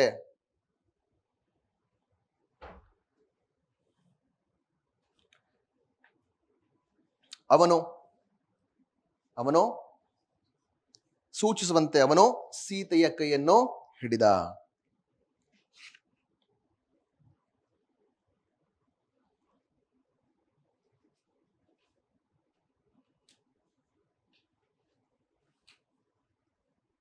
ರೈಟ್. ಸೊ ರಾವಣ ತನಗೆ ಅರಿವಿಲ್ಲದೆ, ಅದರ ಪರಿಣಾಮದ ಅರಿವಿಲ್ಲದೆ ಸೀತೆಯನ್ನ ಮೋಹಿಸಿ ಅವಳನ್ನ ಅಪಹರಿಸಿಬಿಟ್ಟ. ವಿದ್ಯಾದೇವತೆ ಎಚ್ಚರಿಸಿದ್ರು ಕೂಡ ಆ ಎಚ್ಚರಿಕೆಗೆ ಅವನು ಮಾನ್ಯತೆಯನ್ನ ಕೊಡಲಿಲ್ಲ. ನೆಕ್ಸ್ಟ್, ಇಲ್ಲಿ ಸೀತಾವಿರಹಿಯಾದ ರಾಮ, ಅವನ ಬಗ್ಗೆ ಕೆಲವೊಂದು ಸಾಲುಗಳು. ಈ ಟಾಪಿಕ್ ಅಥವಾ ಈ ಕೃತಿಗೆ ಪ್ರಶ್ನೆಗೆ ಉತ್ತರಕ್ಕೆ ಏನು ಬೇಕಾಗಿಲ್ಲ. ಇದು ಮೀಮಾಂಸೆ ನೋಡ್ತಿರಲ್ಲ, ಮೀಮಾಂಸೆ ಓದ್ತೀವಿ, ರಸಗಳು ಅಲ್ವಾ? ಅಲ್ಲಿ ಶೋಕ ರಸಕ್ಕೆ ಈ ರಾಮನ ದುಃಖದ ಕೆಲವೊಂದು ಸಾಲುಗಳು ತುಂಬಾ ಚೆನ್ನಾಗಿದೆ.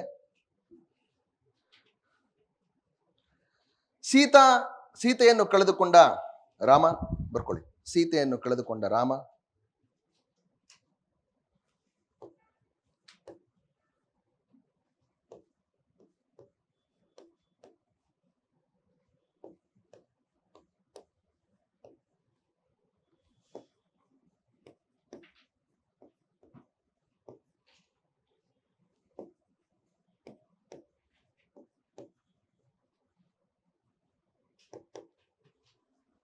ಸಿಂಪಲ್ ಆಗಿದೆ ಲೈನು.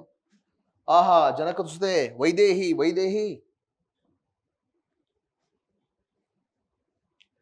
ಆಹಾ ಜನಕಸುತೆ ವೈದೇಹಿ ವೈದೇಹಿ ಎಂದು ಶೋಕಿಸುತ್ತಾನೆ.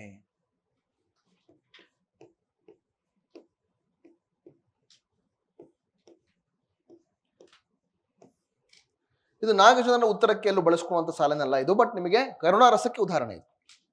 ಕರುಣಾರಸದ ಉದಾಹರಣೆಗಳು ಅನೇಕ ಬರ್ತವೆ ನಿಮ್ಮ ಕೃತಿಯಲ್ಲಿ, ಇದು ಒಂದು ಮುಖ್ಯವಾದದ್ದು.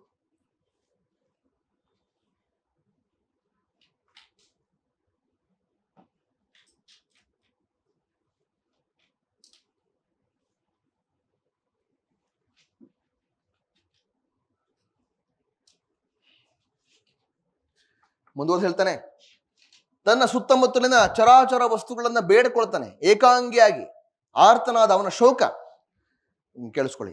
ತಳಿರೇ ತಾವರೆಯೇ ಮದಾಳಿ ಕುಲಮೇ ಕರ್ನೈದಿಲೆ ಮತ್ತ ಕೋಕಿಲಮೇ ಕಂಡಿರೇ ಪಲ್ಲವ ಅಧರಯನಂ, ಅಂಭೋಜಾಸ್ಯಂ, ಭೃಂಗ ಕುಂತಳಯಂ, ಕೈರವ ನೇತ್ರಯಂ, ಪಿಕರವ ಪ್ರಖ್ಯಾತಯಂ ಸೀತೆಯಂ. ತಳಿರೇ ತಾವರೆಯೇ, ಸುತ್ತಮುತ್ತ ಇರುವಂತಹ ಕಮಲದ ಹೂಗಳನ್ನ, ಗಿಡ ಬಳ್ಳಿಗಳನ್ನ ಕೇಳ್ತಾನೆ. ತಳಿರೇ ತಾವರೆಯೇ, ಮದ ಅಳಿಕುಲವೇ, ದುಂಬಿ, ಅಳಿ ಅಂದ್ರೆ ದುಂಬಿ, ಮದಿಸಿರುವಂತಹ ದುಂಬಿಗಳು, ಜೇನನ್ನ ಕುಡಿದು ಮದ ಏರಿರುವಂತಹ ದುಂಬಿಗಳು. ಮದ ಅಳಿಕುಲಮೇ, ಕರ್ನೈದಿಲೆ, ನೈದಿಲೆ ಹೂಗಳೇ, ಕನ್ನೈದಿಲೆ ಹೂಗಳೇ, ಮತ್ತ ಕೋಕಿಲಮೇ, ಕೋಗಿಲೆಗಳೇ ಕಂಡಿರೆ, ನೋಡಿದ್ರ. ಪಲ್ಲವ ಅಧರಯಂ, ಪಲ್ಲವ ಅಂದ್ರೆ ಚಿಗುರು, ಅಧರೆ ಅಂದ್ರೆ ತುಟಿ, ಚಿಗುರಿನಂತಹ ತುಟಿ ಉಳ್ಳವರನ್ನ. ಅಂಬೋಜ ಅಸ್ಸೆ, ಅಂಬೋಜ ಅಂದ್ರೆ ಕಮಲ, ಅಸ್ಸೆ ಅಂದ್ರೆ ಮುಖ, ಕಮಲಮುಖಿಯನ್ನ. ಭೃಂಗ ಕುಂತಳೆಯನ್ನ, ಕುಂತಳೆ ಅಂದ್ರೆ ಮುಂಗುರುಗಳು, ದುಂಬಿಯಂತಹ ಮುಂಗುರುಳು ಉಳ್ಳವಳನ್ನ. ಕೈರವ ನೇತ್ರಿಯನ್ನ, ಕೈರವ ಅಗೇನ್ ಕಮಲ ನೇತ್ರಿಯನ್ನ. ಪಿಕರವ ಪ್ರಖ್ಯಾತೆಯನ್ನ, ಪಿಕ ಅಂದ್ರೆ ಕೋಗಿಲೆ ದನಿ ಉಳ್ಳಂತಹ ಸೀತೆ. ಅವಳು ಹೆಂಗಿದಿನ ಅಂತ ವರ್ಣಿಸ್ಬೇಕಲ್ಲ. ಈ ಆಳ ಚಂದನ ಟಿವಿಯಲ್ಲಿ ಕಾಣೆಯಾದವರು ಅಂತ ಬರ್ತಾ ಇತ್ತು, ನೆನಪಿದೆಯಾ? ಎತ್ತರ 5 ಅಡಿ 10 ಇಂಚು, ಗೋಧಿ ಬಣ್ಣ, ಸಾಧಾರಣ ಮೈಕಟ್ಟು, ಕೂದಲು ಬೆಳ್ಳಗಾಗಿದ್ದಾವೆ, ಹೊಟ್ಟೆ ದಪ್ಪ ಆಗಿದೆ. ಹೆಂಗ್ ಕಾಣಿಸ್ತಾರೆ ಅಂತ ಹೇಳ್ಬೇಕಲ್ಲ. ಪ್ರಕೃತಿಗೆ ಸೀತೆಯ ಪರಿಚಯ ಮಾಡಿಕೊಡ್ತಾನೆ ರಾಮ. ಇಂಥವಳು ನನ್ನ ಸೀತೆ, ಇವಳು ನೋಡಿದ್ರ ಅಂತ ಕೇಳ್ತಾನೆ. ಬೇಕಾಗಿಲ್ಲ ಅದೇನು, ಶೋಕರಸಕ್ಕೆ ಒಂದು ಉದಾಹರಣೆ ಸಾಕು.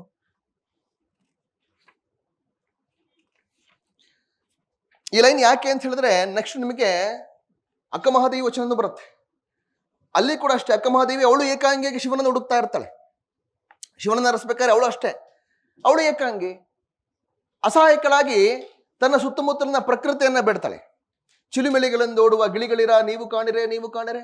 ಸರೋವರದೊಳಗೆ ಆಡುವ ಹಂಸಗಳಿರ ನೀವು ಕಾಣಿರೆ, ನೀವು ಕಾಣಿರೆ. ನೀವು ಕನ್ನಡ ಇನ್ನ ಚೆನ್ನೈ ಮಲ್ಲಿಕಾರ್ಜುನ ಎಲ್ಲಿದ್ದಾನೆಂದು ನೀವು ಹೇಳಿರೆ, ನೀವು ಹೇಳಿರೆ ಅಲ್ವಾ? ಅದೇ ಭಾವ ಇಲ್ಲೂ ಕೂಡ ಇದೆ. ವಿರಹ, ರೈಟ್? ತನ್ನ ಪ್ರೀತಿ ಪಾತ್ರರನ್ನು ಕಳೆದುಕೊಂಡಿರುವ ದುಃಖ ಅದು ವಿರಹದ ರೂಪದಲ್ಲಿ ಪ್ರಕಟ ಆಗುತ್ತೆ. ಅದು ಶೋಕರಸವೇ.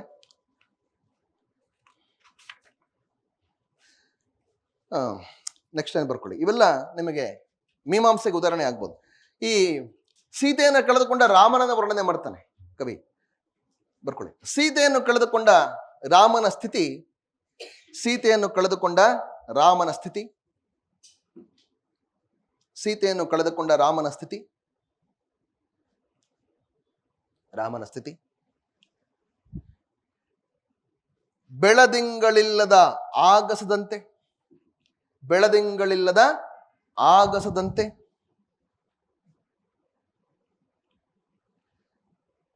ಅಲೆಗಳಿಲ್ಲದ ಕಡಲಿನಂತೆ, ಅಲೆಗಳಿಲ್ಲದ ಕಡಲಿನಂತೆ.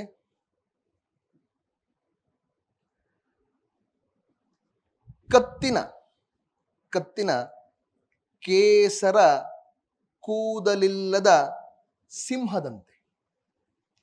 ಕತ್ತಿನ ಕೇಸರ ಕೂದಲಿಲ್ಲದ ಸಿಂಹದಂತೆ. ಬರಡಾಗಿತ್ತು, ಬರಡಾಗಿತ್ತು. ಎಲ್ಲ ಉಪಮೆಗಳು. ರೈನ್ ಚೆನ್ನಾಗಿದೆಯಲ್ಲ, ನೀವು ಯಾರಿಗೂ ಹೇಳ್ಬೋದು. ಸೊ ಇವತ್ತಿಗೆ ಇಲ್ಲಿ ನಿಲ್ಸೋಣ. ನೆಕ್ಸ್ಟ್ ಕ್ಲಾಸು ಮಂಡೇ ಇರುತ್ತೆ. ನೆಕ್ಸ್ಟ್ ಕ್ಲಾಸು ಕೂಡ 8 to 10 ಇರುತ್ತೆ. ನೆಕ್ಸ್ಟ್ ಕ್ಲಾಸ್ ಮಾತ್ರ. ಅದಾದ್ಮೇಲೆ ಮೋಸ್ಟ್ಲಿ 7 to 10 ಇರುತ್ತೆ. 3 hours class. Okay, next will continue on Monday. Okay, thank you.